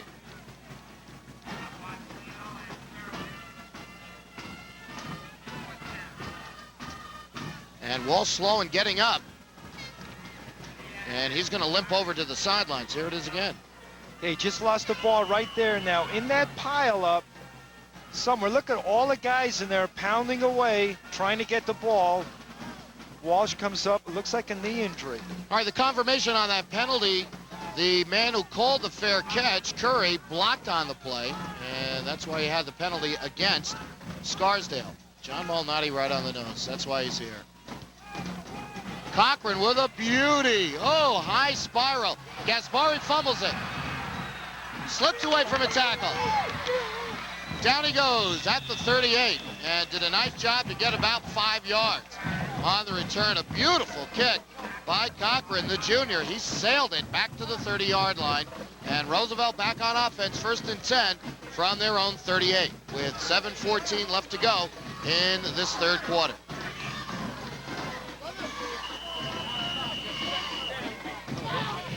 The Scarsdale side of the field. It's got to be gnawing at Palladino that he comes down here every year and always has to go home on the bus a loser. Tom DiMatteo's known his share of successes in bowl championships, though he seems to set a pattern. He wins one year, he loses the next year, wins one year, loses the next year. But he's always here. But that's he's exactly always right. I agree with you there. Anthony Turner, the fullback, to the 43-yard line. Give him 4 yards. He now with 24 yards rushing on the day. Again, a full house. There you see Kevin Walsh sitting along the sidelines. It looks that he still has all of his equipment on, but an ice pack on his knee. Well, that's going to be a loss right there if he cannot come back into the ball game. We'll have to make sure we follow that story as the Raiders offense comes back on the field. And we've got a penalty on the play, thrown into holding, and again, the Indian running backs taking an awful lot to go down. That time it's Jack Urizo who got to the line of scrimmage, and here it is again. It may be a holding call inside, and that's indeed the penalty. There might be your hold right there. Girardi fighting with one of the linemen. And Urizo is not going down easily. He's spinning, twisting, going away from that pressure, trying to break loose. 10-yard call. And for the Roosevelt Indians, their 5th penalty of the day for 35 yards. Well, you have to be so careful defensively against the wing T, especially if it's run so well and executed perfectly like Roosevelt and Dobbs Ferry and Pleasantville run the wing T, because there's so much misdirection. You have to really read and be intelligent defensively and make those plays. They go to the first back up the middle, Turner. Very impressed with the misdirection and how the quarterbacks and the rest of the backs finish up their plays and finish up their fakes. They've got guys moving all over the field, and one of 4 different people could have the football. Exactly. It's like the old single wing offensive formation back in the 50s and even before that. And then what you have the quarterback doing a reverse pivot, handing off to back, going one way, and then, or all the backs can go one way. You can run a bootleg, and then once you get around that defensive end, you pick up some great yardage. Inside counter, Delal, first down run. Across midfield, they'll spot it at the 49. 11-yard gain. Here's the handoff, another handoff. You see it's a crisscross in the backfield. There's a big opening over the left tackle, and he picks up that great yardage, and it's so quick. It has to be executed so well. It's a handoff, and the important thing there is the quickness. And again, the offensive line, they have to execute their blocks. 1st and 10 for Roosevelt. Now in Scarsdale territory at the 49-yard line. 4:35 to play in this scoreless 3rd quarter. First back, it's Turner. Finds an opening. Down to the 40-yard line. Pete Kelly on the tackle.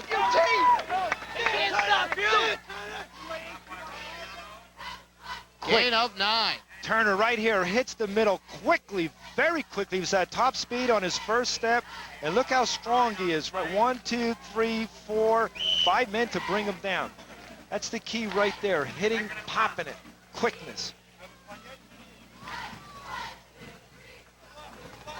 It's called a quick trap play, the old buck trap, the S trap. It's all football terminology, but it's still a trap. And you can get Ray Karowski's book on football terminology. It'll be coming out for the holidays this year. A great Christmas gift for your friends. Turner again. He has the first down as Roosevelt continues to throw the football right down Scarsdale's throat to the 35. Gain of 4 and first down number 5. You can see, you can feel it. The momentum is on Roosevelt's side right now. Probably at halftime, Tony DiMatteo made one of those inspirational speeches that Which this is is a bowl so game. good at. You have to go out there. You cannot give 100%. This is 120%. Turner again. And this time the defense able to grab a hold of him. Somebody's got a hold of his legs and just is not going to let go, and that's Mike Girardi. Got some help as well from Alexei Mercentes. 2-yard gain for Turner, 2nd down and 8. There's Kevin Walsh, now up. Maybe put a bandage around the pad on the knee. You tape that knee, tape it, support the knee. And you know, unless that leg is falling off, he's going to be back in there. 2nd and 8. DiMatteo still with the football. Good cut to the inside. And he is really blasted. Big hit by Matt Schitzler.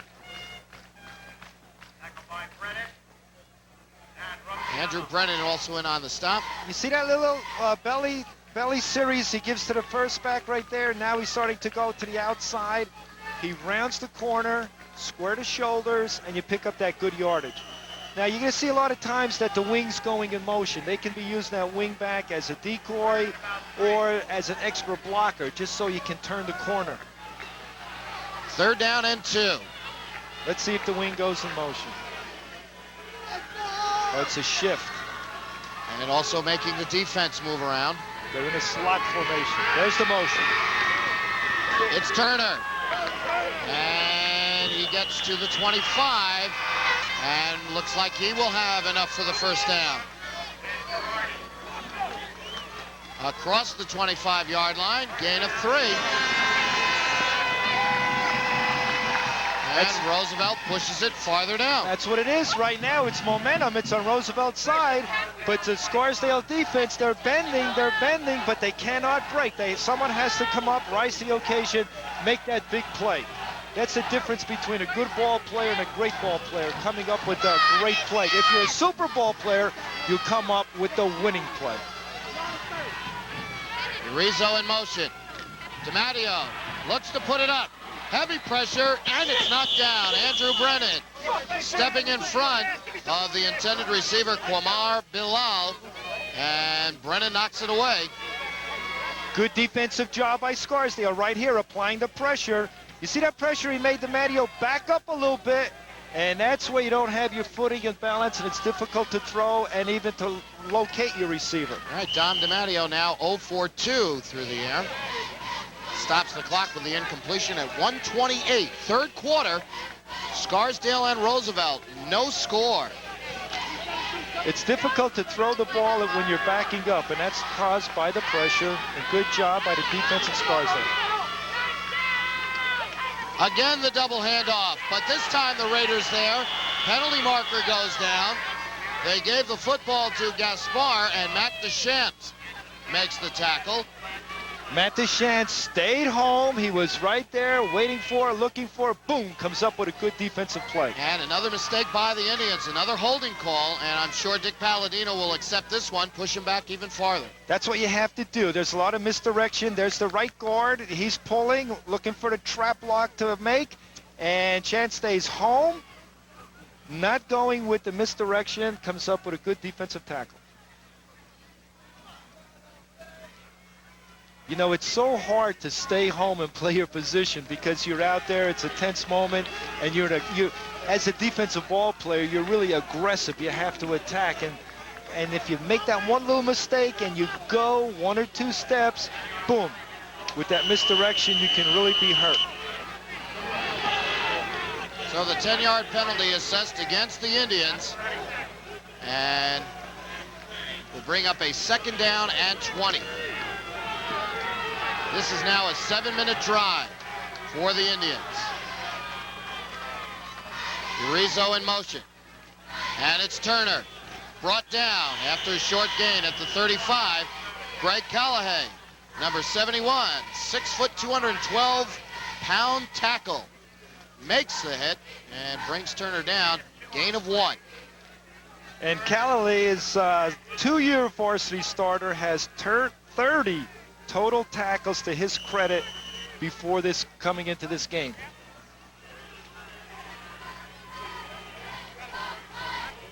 Clock rolls down. 30 seconds to go, 3rd quarter. Roy Diaz comes split to the near side. DiMatteo bumps into his back. Chased out of the pocket, throws, and it's incomplete. Oh, Andrew Brennan short hopping it, but if he could have picked that one up, he had nothing but a little green and brown in front of him.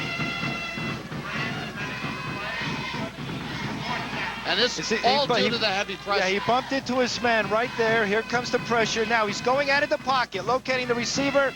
The ball's thrown low. Luckily, if that ball was a little bit higher, it definitely would have been picked off. So on 4th down, Ray Soares comes out as Coach DiMatteo sends in the punting unit. And this right now was what Roosevelt wants to do is put the ball into the coffin corner.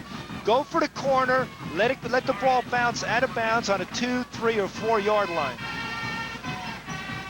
Angling it towards the sidelines. Looks like a pretty good kick, too. Bounces around, and it will be down. at the 1-yard line, make it to 3, but there is another penalty marker on the play. See, that's what he was going for, the Coffin corner. And this one may be against the Indians. Holding the call, their 3rd straight holding penalty. See, in a big game like this, you can't make mistakes like that. It can lead to your demise right here. Now, if I'm not mistaken, this call came after the kick, so should be assessed. They'll make him kick it again.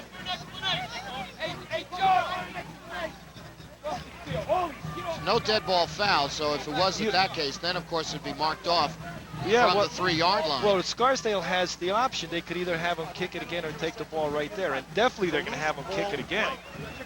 Because no one wants the ball on the 3-yard line because you're really digging out of a hole.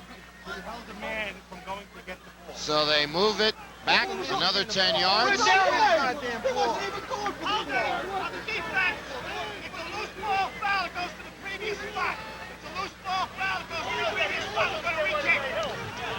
Now, you may have been able to hear Tom Salamini explaining the call to Coach DiMatteo, and not a bunch of happy guys along the sidelines, but they'll get another kick. And he did explain it with the voice of authority there. Should do a little better than the 3-yard line. This one hit up to the middle of the field. Takes a little Roosevelt roll and will be down close to the 15-yard line. They'll put it at the 16. So on the punt, the Raiders get 13 yards out of it, but they're still pretty deep in their own end. As the 3rd quarter has come to an end, both teams continue to hold on to the football, but just can't get it across the goal line. We'll take a short break and return with 4th quarter action as this Conference 1 championship continues with the score, Scarsdale nothing and Roosevelt nothing. It's bound to happen. Once in a while, we'll lose a viewer or two. Even though our audience loves to watch their music, hit music, they have other things to attend to. VH1, the other music television. We've got exactly what you're looking for, even if you're not watching. Well, it makes mention at this juncture of the ball game as we head into the 4th quarter. Tied at 0. There have been a total of 5 overtime games in the history of the Section 1 high school football championships going back to 1971. The last one, game you saw here on Cable 3 in 1986 when North Rockland beat Scarsdale 30-27. And that will now enter in the realm of possibilities. Wait, in 71 there was an overtime game? No, since the bowl games began in since 71. Yes. Right. Now Kevin Walsh is in at quarterback. Lou Henry. And he breaks it away. Big run by the fullback to the 44. That guy gives them a little bit better field position. That's what they needed. They needed a good run. They got it right there. Watch him pop this hole right here. This is great speed. It's acceleration. Look at a little move right there he puts on. He avoids a tackle. There's a touchdown-saving tackle by the grab of the jersey. That's where you want to have those tearaway jerseys, you know, like tissue paper. As soon as you grab it, boom, it rips and you go into the end zone with no jersey on. 1st and 10. This is Brennan. Not nearly as big a hold, but he does get it to the 47. And coming into this game, Brennan has 114 rushes for 815 yards. He's averaging 7.15 yards a carry. He's also the defensive safety, and he made 30 tackles. Let's go, D!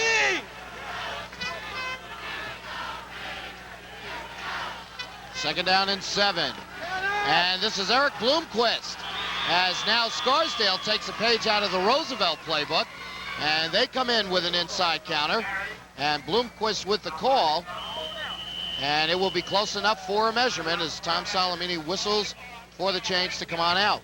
That's a very interesting play because in the backfield, when you have the fullback and the halfback and they crisscross, that's a counter. But when the wingback is coming across, that's what we call a scissors play. And on the opposite side of where the wingback lines up, there's a cross block executed between the left guard or the tackle in the end, and that's where the hole's created. Now wingback sneaks right in that void and picks up the yardage. Make it happen! Well, Bloomquist gets 8 on the carry, good enough for a first down. Raiders now in Roosevelt territory at the 47. Lou Henry, and not a lot there at all, to the 45. Buried on the play by Tom Conroy. This is definitely a defensive Donnybrook. Both teams are bending, they're not breaking, and just when they really have to and need to come up with the defensive play, they come up with it. This game is going to go into overtime, I think. I really do. It's Bogarty split to the near side. Out of the eye. Walsh pitches to Brennan. And he is leveled as he gets to the line of scrimmage. Coming in to make that tackle, Joe Bellino, number 31, the linebacker. 3rd down and 8. Boy, these linemen are really in the battle here. The offensive linemen, defensive linemen. Whew. They are really in a tug of war.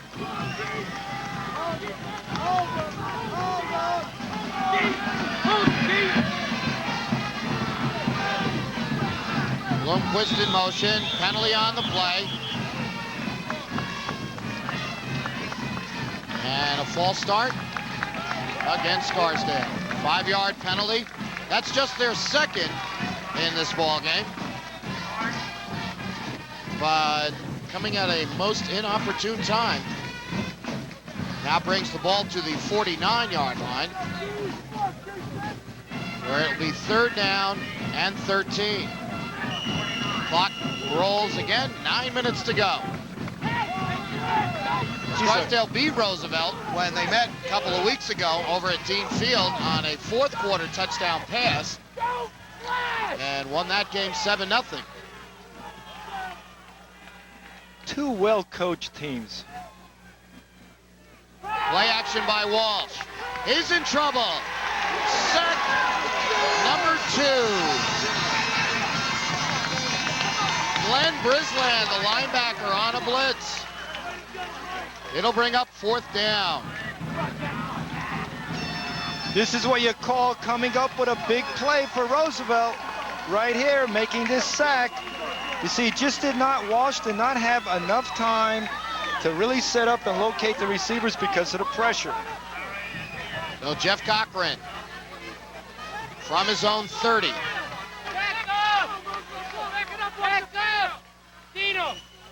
No rush. High spiral. Fair catch signaled for and taken by Eugene Gaspar, number 7. Pardon me, Lou Gaspar, number 7. And he downs it at the 25, and Roosevelt goes back on offense. 1st and 10 with 7:52 left to go. And now here comes Scarsdale defense, led by number 74, Alexi Mercentes. He's only a sophomore, 6'1", 238 pounds. He's in on 46 tackles for the season. Against Roosevelt, he had 8 tackles himself and 3 quarterback sacks. The game that Scarsdale won, 7-0. Double handoff again. Gaspar with the call. And he is up to the 30-yard line. Gain of 4. Is there a name for that play? What would you call that in football lingo? Well, John, I'll tell you the truth. I was just looking at the defense of Scarsdale side. I'm so impressed with the defense. I was looking at number 40, Jason Kessler of Scarsdale. He's the co-captain, and he was in on 47 tackles. Oh, all right. DiMatteo still has it. Sideline route. Incomplete. Knocked down by Vinny Lambert. Diaz, the intended receiver, and Lambert stepping right in front again. You know, that's the third time that's happened to young DiMatteo. And I'm sure he's looking down there and he says, oh, there's a wide open receiver. And he's thrown some bullets, but the cornerbacks and safeties are coming up in a hurry. And that's because they have that great recoverability. You have to have quick feet. You have to be quick, fast. And boy, when that ball's released, you just have to react and go for that ball because it's a fumble. It's a free ball. It's anybody's ball.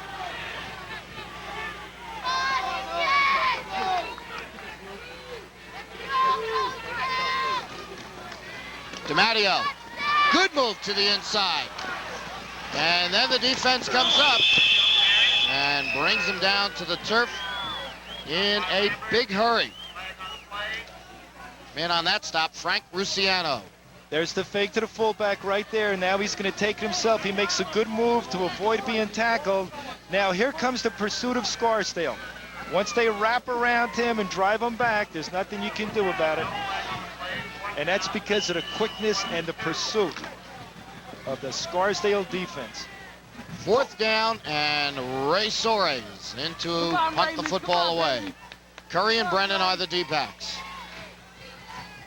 Punting has been real good this ball game also. Yeah, the kicking game's been excellent. Another high kick, another fair catch signal for by Brennan, and he takes it at the 36-yard line.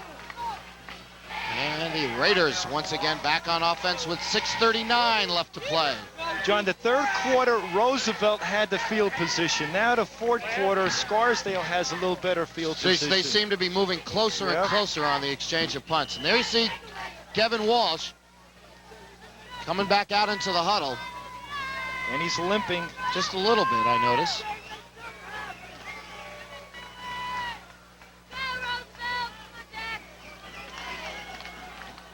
As always, the Raiders work out of the eye. Henry the fullback, Brennan the tailback. Walsh gives it to Henry, and he is up to the 39-yard line. Gain of 2. See, what you want to do, you want to pick up 4 yards. 4 yards. You pick up the 4 yards, 4 yards, 4 yards, get a first down, pick up 4 yards, get a first down. Now you can go with the play action. Establish that running game. But the defense of Roosevelt is denying them to do that.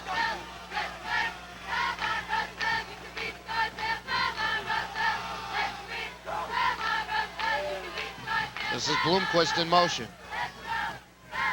Pitch comes to Brennan on the sweep. Lowers his head and out of bounds. At the 45. He'll be short of the first down as they're going to run right at you here. You can see the motion man right here is being used as a blocker. He has to pick up the cornerback so that Brennan can pick up the yardage going to the outside. Look at the drive in the feet, the legs, the strength. He picked up an extra 3 yards right there with the strength of the legs. Got 6 on the carry. And Scarsdale now with a 3rd and 2 from their own 45-yard line. Scarsdale's in a slot eye. And whistles again before the snap of the ball. And we've had quite a few false start penalties in the ball game. They're applauding on the Roosevelt side of the football. And they're going to push this one back 5 yards against Scarsdale. Their 3rd penalty of the day for 25 yards. Roosevelt has been hit 7 flags for 55 yards. And the buses from North Rockland have started to roll in. This could be a show that might last a while. Somebody told me 29 buses from North Rockland are coming into They'll Memorial probably Field. come down with 100 ball players and 200 members of the band. They're lining up. Walsh still with the football, in trouble. He'll go down, and the ball is loose. The Indians have it.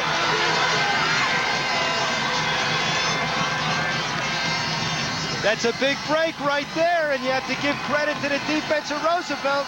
They are applying a pressure right here. They're coming. This is a penetrating defense. The pressure right here. He gets jarred. The ball comes out. Roosevelt recovers, and excellent field position. Now the task is on the defense of Scarsdale. Can they rise to the occasion right here? May be the break of the game. 1st and 10 from the Scarsdale 27.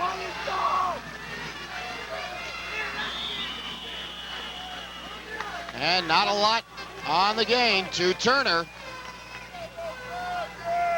He brings the ball to the 24-yard line. And there you see the buses rolling down Sanford Boulevard for our nightcap, Mahopac and North Rockland. What a sight this is going to be. All right, but out on the field, this one's still to be decided. Coming up to the 4-minute warning. They do get the playoff, and it's a big hole for Turner. Breaks away from a tackle, down to the 2-yard line.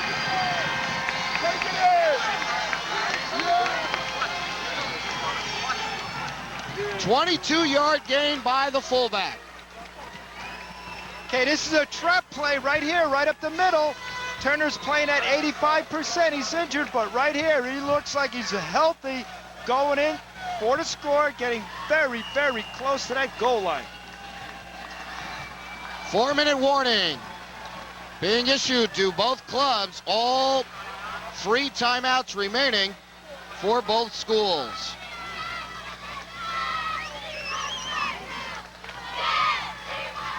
Well, the scene is wild outside, but nothing compared to what's going on down on the field.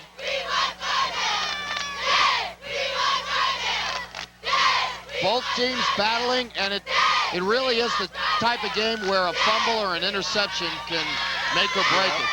Now right here, you only have about 2 yards to go. The offensive linemen get toe-to-toe, fire out, explode, and get the back right behind the offensive lineman and take it in. Nothing fancy or anything. This is what you call toe-to-toe, tough football. Like a junkyard dog fighting for a bone. Now Tony DiMattio's upset about something.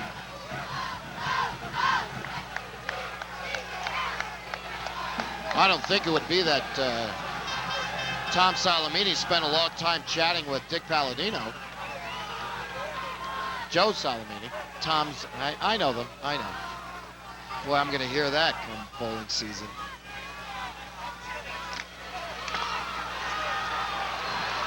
All right, the Indians coming out. 1st and goal from the 2. DiMattio to Turner, touchdown!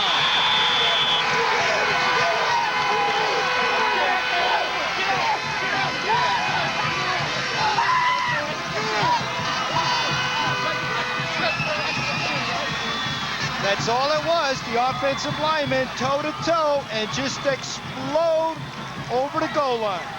Straight ahead football.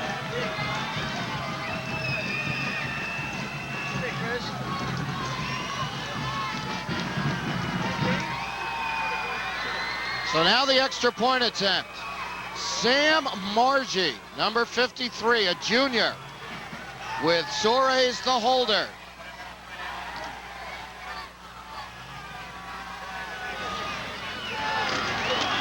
Kick is away. No good. Off to the right-hand side. But with 3:45 left to play in the ball game, after the fumble, the Indians get the first score of the day, and they lead 6-0. Straight power football. It's worked for them. They finally got a chance to get it in. Not much Jason Kessler could do there. Boy, quick. It looked like a little trap play right in there in quickness. I'm saying toe-to-toe. There was a little gap there and a quick cross-block trap play. Boom, he takes it right in. Well, Anthony Turner really becoming the workhorse for the Indians in the second half. Only had 19 yards at the end of the first half of play, but right now his total up to 74 yards, and the game's only score.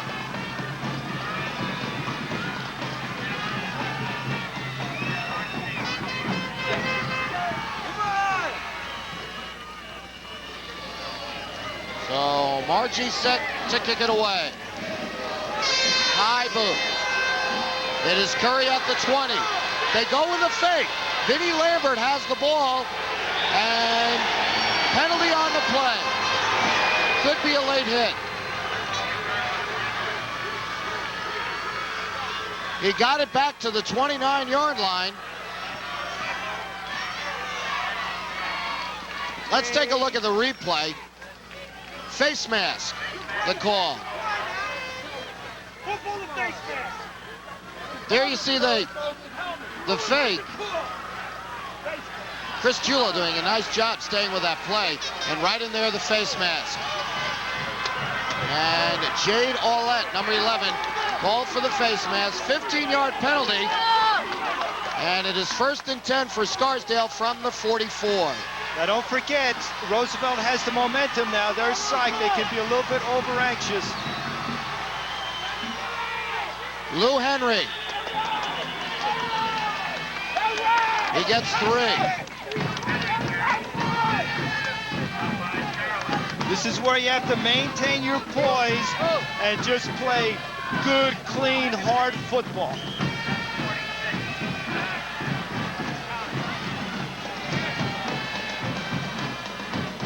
Henry in motion. Delayed draw, Brennan. And he's to midfield.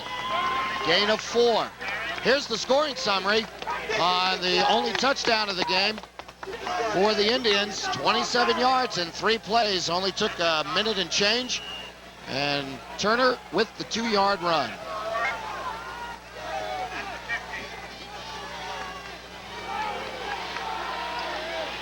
Clock down to 2.5.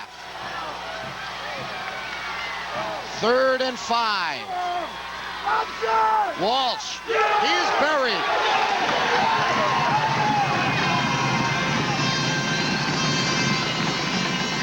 Four sacks for the Roosevelt defense.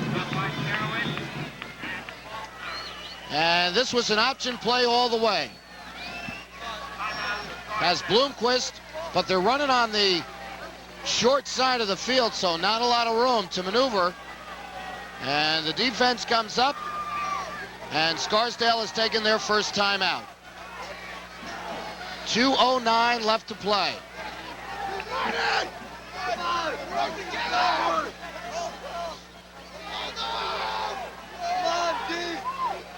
Roosevelt, a little moral support along the sidelines. And the buses still come. The invasion of the yellow buses from Rockland County. Boy, I'll tell you, the state must have made a killing today over at the Tappan Zee Bridge.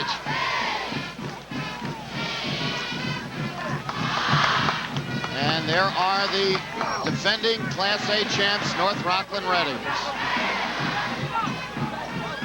Well, the timeout over, and Scarsdale will go for it on a 4th and 6. 2:09 to play.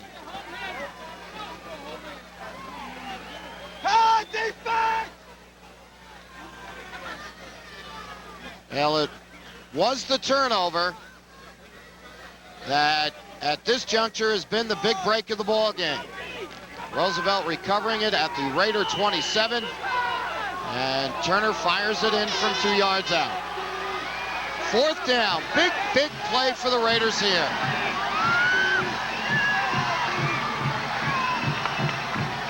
It's Bloomquist in motion.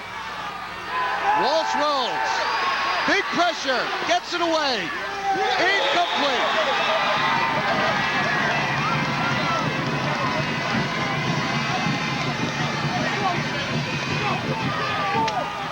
The Indians get it back on downs. Watch the pressure that Walsh is under. Number 89 now listen. For Roosevelt, Paul Faulkner really laid a hit on Walsh just as soon as he got it away. And the pass sails over the head of Bloomquist. Incomplete. And now Dick Palladino has to hope for a turnover for his side. 2:03 left on the clock. Roosevelt leading 6-0. It's Turner again. still taking 3 and 4 Raiders with him as he continues to go down the field, and now another timeout taken by Scarsdale, their second. Turner getting 6 yards on the day, or on that carry. He now has an even 80.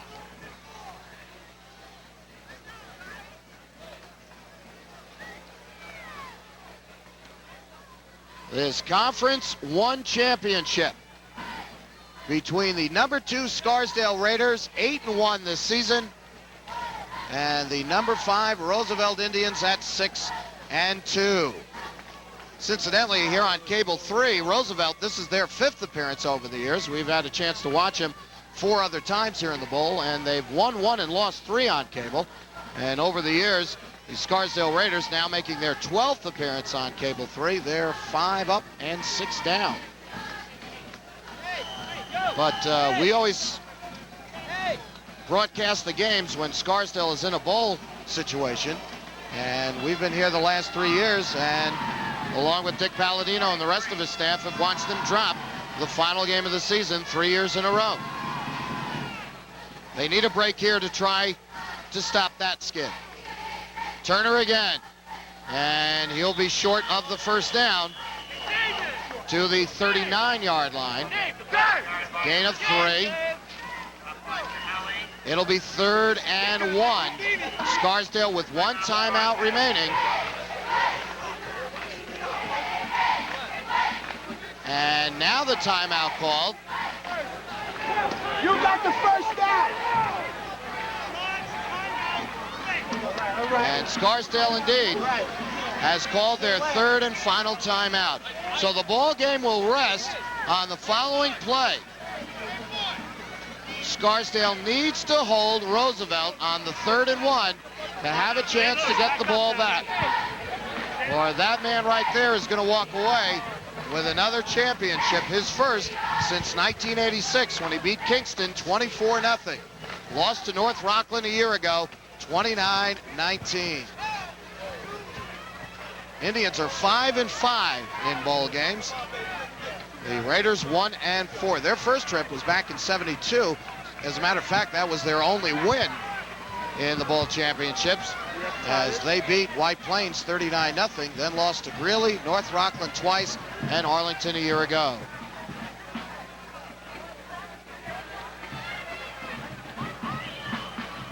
On a 3rd and 1. The season for the Raiders rides on this 3rd down call. Turner gets the call. He has the first down. And brings it to the 31-yard line. 8-yard gain, and that should just about do it. Nothing fancy. The block, the line exploding on the snap, pushing the players back and giving Turner an opportunity to pick up the 8th first down of the day for the Roosevelt Indians, and now the clock will just roll on. Scarsdale powerless to stop it. How crucial those turnovers can be, and as this game continued to roll closer and closer to the end, and we've got a delay of game call against the Indians. And I think Roosevelt's also going to call a timeout. Tony DiMattio's come out to the field.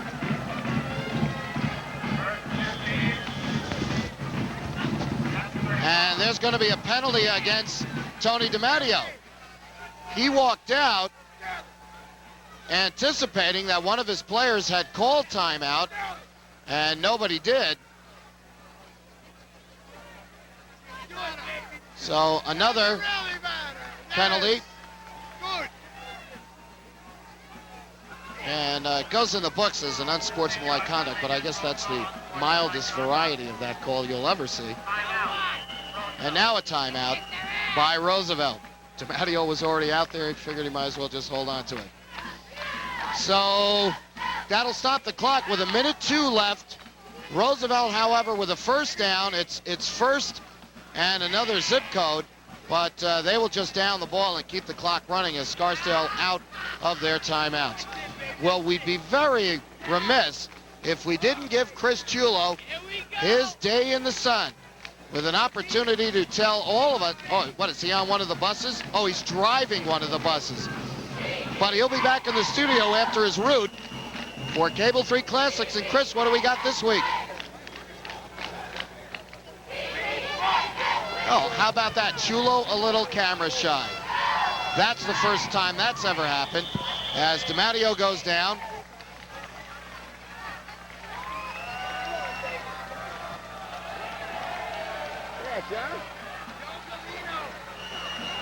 Chris, are you there? Yes, John, I'm down here. Well, being that the football games are going to be shown on different air dates, the movies will be playing out of date, so I'll just urge everyone to watch Wednesday nights at 9 o'clock for the Cable 3 Classic. And that, my friends, is what you call an on-air cop-out. Clock still rolls down. Roosevelt again just downs the football with 20 seconds left to go. They will not have to run another play. And as they say, let the celebration begin.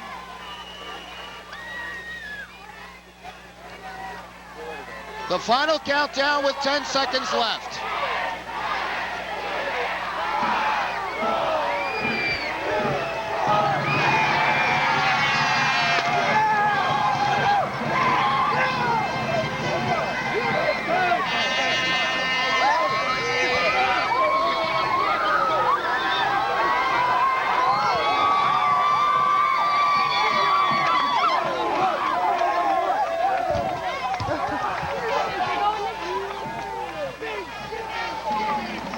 So as the two coaches meet at midfield, another disappointment for Dick Palladino as he leaves Memorial Field again on the short end of the scoreboard. Roosevelt wins their 6th Section 1 Bowl championship, defeating Scarsdale here at Memorial Field. The final 6-0. Anthony Turner's 2-yard touchdown, the only score of the day. In just a moment, we'll be down on the field with a winning coach and our 2 MVPs as we'll wrap up this Conference 1 championship in just a moment.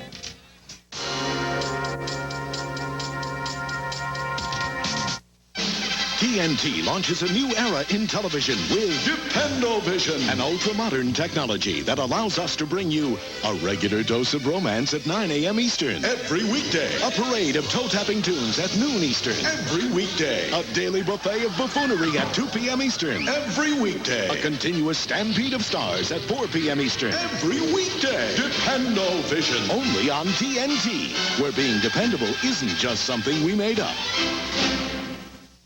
Hold on. For the next 30 seconds, you are cableized. You are traveling to new worlds of entertainment and information. New hit movies, all-time favorites, brilliant new comedy, the best the world has to offer. A whole new universe of choices. Now, stay cableized. Call 1-800-OK-CABLE. 1-800-OK-CABLE for $9.95. Get cable connection, free VCR hookup, and 30-day money-back guarantee. Cableized today. Back here at Memorial Field in Mount Vernon with the post-game celebration as the Roosevelt Indians have won their 6th Section 1 championship by a final of 6-0 over the Scarsdale Raiders. And we want to dole out the hardware right now, always a pleasant chore. On behalf of the Football Coaches Association and the Football Foundation, Chuck, if you would please make the presentations. Coach DiMatteo, on behalf of the Football Foundation and Section 1 football coaches, congratulations on a great victory and a great win. Thank you very much, Chuck. We also have the most valuable player trophies, and we'll start first of all with the linemen. Most valuable, Alexis Percentis. Way to go. Okay. Congratulations. Okay, and then our most valuable back. Anthony Turner, Roosevelt High School. Super. Right. Nice job, Chuck. Way to go. You are the man. All right, Ray, let's start first of all for Scarsdale Alexis, side. Congratulations. You played a great defensive ball game all year. You're the leading tackler. You did a tremendous job. I know that it's a little hard, with the defeat, but What was the offense of Roosevelt doing? Were they cross-blocking, double-teaming you, anything like that? We had a lot of double teams and counters and, what do you call it, traps. And very good linemen on their line. Congratulate them. They played a really good game. Anthony played a really good game, too. But their team won. We had some mistakes, so, But you had a great year. There's no doubt about it. You're the league champion, and you can stay with that for the winter and going into next year, right? Exactly. We've been league champions 4 years in a row under Coach Powell, and he's just one of the best coaches I've ever been coached by, and the team's just really great. We're just gonna have to pick it up, next year. Just play the same way we did this year. I wish you a lot of luck next year. You'll be a junior. You have 2 great years ahead of you, and again, congratulations. Thank you very much. Thank you. All right. Always, of course, a little solace in the fact at least there's some hardware to bring home. Now we'll take a look at the victors in today's ball game. Tony, first of all, congratulations. I want to know you got a place for that trophy at the school? Yeah, we have a spot somewhere for sure. Thank you very much. How'd this guy do for you? Well, I want to tell you, I'm going to say this very honestly. Anthony is still not right. He's only about 90%. A healthy Anthony Turner, he just had bad luck this year. A healthy Anthony Turner is up there with all of them, including Williams from North Rockland and any great back. But he hasn't been healthy one time this year. He's just been going on sheer guts. I love him. Anthony, I want to ask you, first of all, congratulations on your trophy. You didn't run the ball that much in the first half. I think we had you down for a total of 19 yards at the end of the first half. The second half, I guess, did the coach say you were going to get the ball? Did you know that you would be running as much as you did in that second half? Not really. The only thing I had to do is just suck it up. Coach said it was going to be a war during the whole week, week of practice. He told us, practice hard and everything. He prepared us for this game. And then we just went out there and did it. And I congratulate the whole team, and especially the linemen. We asked Coach DiMatteo this question, and he was very pleased and up for the game against Scarsdale being the rematch. How about the players? Were you looking forward to taking on Scarsdale again? Yes, we was jacked up for this game. We was pumped, especially the seniors too. We wanted it back. This is my last game. I'm going to miss Roosevelt. That's it. You wish you could come back for one more year. Yeah. It's a sweet moment, isn't it? Yeah. Anthony, congratulations and enjoy the trophy. Okay, thank you. Coach, before we let you go, we've been asking all the coaches this, and it's kind of unfair, but now that the season is in the books, you pleased with the way the team played, and what about a repeat for next year? Well, I'm real happy that, we were able to come back to a bowl. It's been 8 years in a row that we've been here, and it's our 12th, and we've been here the most, and I'm very proud of that we have that kind of record. And, as I stated before the game, at Roosevelt, I do not rebuild, we reload. And if we're not back here next year, it's not a successful year. Okay. Go ahead, Ray. Well, one question, Tony. In the offensive scheme, you had the double handoff counter. Was that something new, or did you have that in your repertoire? No, that's one of our base plays. We practice that all the time. I think that we weren't able to do that in the first game that much because we didn't have the ball as much. It was well executed. Yes, we worked very hard on it. We run that just like we run a base play. The pitch off it is if we get it. That's a little dangerous, but we practice that every day. That's a little icing on a cake. Right. Now, it was a defensive Donnybrook, and it did have to turn out to that the fumble. Oh, no question about it. That's what this game is. It's a game of mistakes. Right. We had 5 turnovers in the first game, and we only lost 7-0. So we knew that if we played well, that, we had a great chance of winning. So, that's what happens. It's usually, a turnover. Right. And that's what changed the complexion of this game. Exactly. And both teams defensively were well coached, no doubt about it. Tony, congratulations. Thanks, Ray. I really appreciate it. I think he's got some players over here who want a hug or two, I think. Enjoy it. I'm sure you will. Anthony Turner, the most valuable player, and the winning coach, once again, it's always the same, Tony DiMatteo of the Roosevelt Indians. The second half, or a game as you and I were talking throughout, it seemed that both teams a little trouble getting started, but boy, that turnover, man, can really turn things around in a real hurry. And it certainly did, and it was the pressure that was applied, and I really thought it was going to end up in a 0-0 ball game, go into overtime. But like Tony said, both defenses were great. It turns out to that. and it was one of the games. It's a heartbreaker for Scarsdale. There's no doubt about it. I'm glad you brought that up because we do want to say a word about Dick Palladino and his Raiders. Truly one of the real greats among the coaching fraternity in Section 1. It's always a little heartbreaking for us here on Cable 3 because Scarsdale is in our area to watch them come out the final game of the season now 4 years in a row and lose that last game. But this year, even in particular, I don't know if it's going to hurt as much, but a team that everybody gave up on very early in the season. They lost early to Mayapack, and then after that, all they did was rip off 8 wins in a row and lose 6-0 in the ball game. But he did another great job. He certainly did, John. And I really feel for Dick Palladino because I know what it's like as a coach. You know, losing a bowl game, and now the winter, the spring, you know, you're living with it. The players are living with it. But, you know, he'll come back next year. They'll be great. They had a great JV team. There's no doubt about it. They're competitive. They're smart. They're intelligent, well-coached. They'll be back. Well, they may not be winning, but one point that has to be made in their factor is that they're still here. They're making a trip at the end of the season down to Memorial Field in Mount Vernon. So that's going to do it for this night's action of the Section 1 1988 High School Football Bowl Championships. For our director, Paul Caridio and Ray Karowski, I'm John Caridio. Thanks very much for watching. Don't forget, next up on our schedule, we'll be right back here as Eastchester takes on Pleasantville for a Conference 3 championship.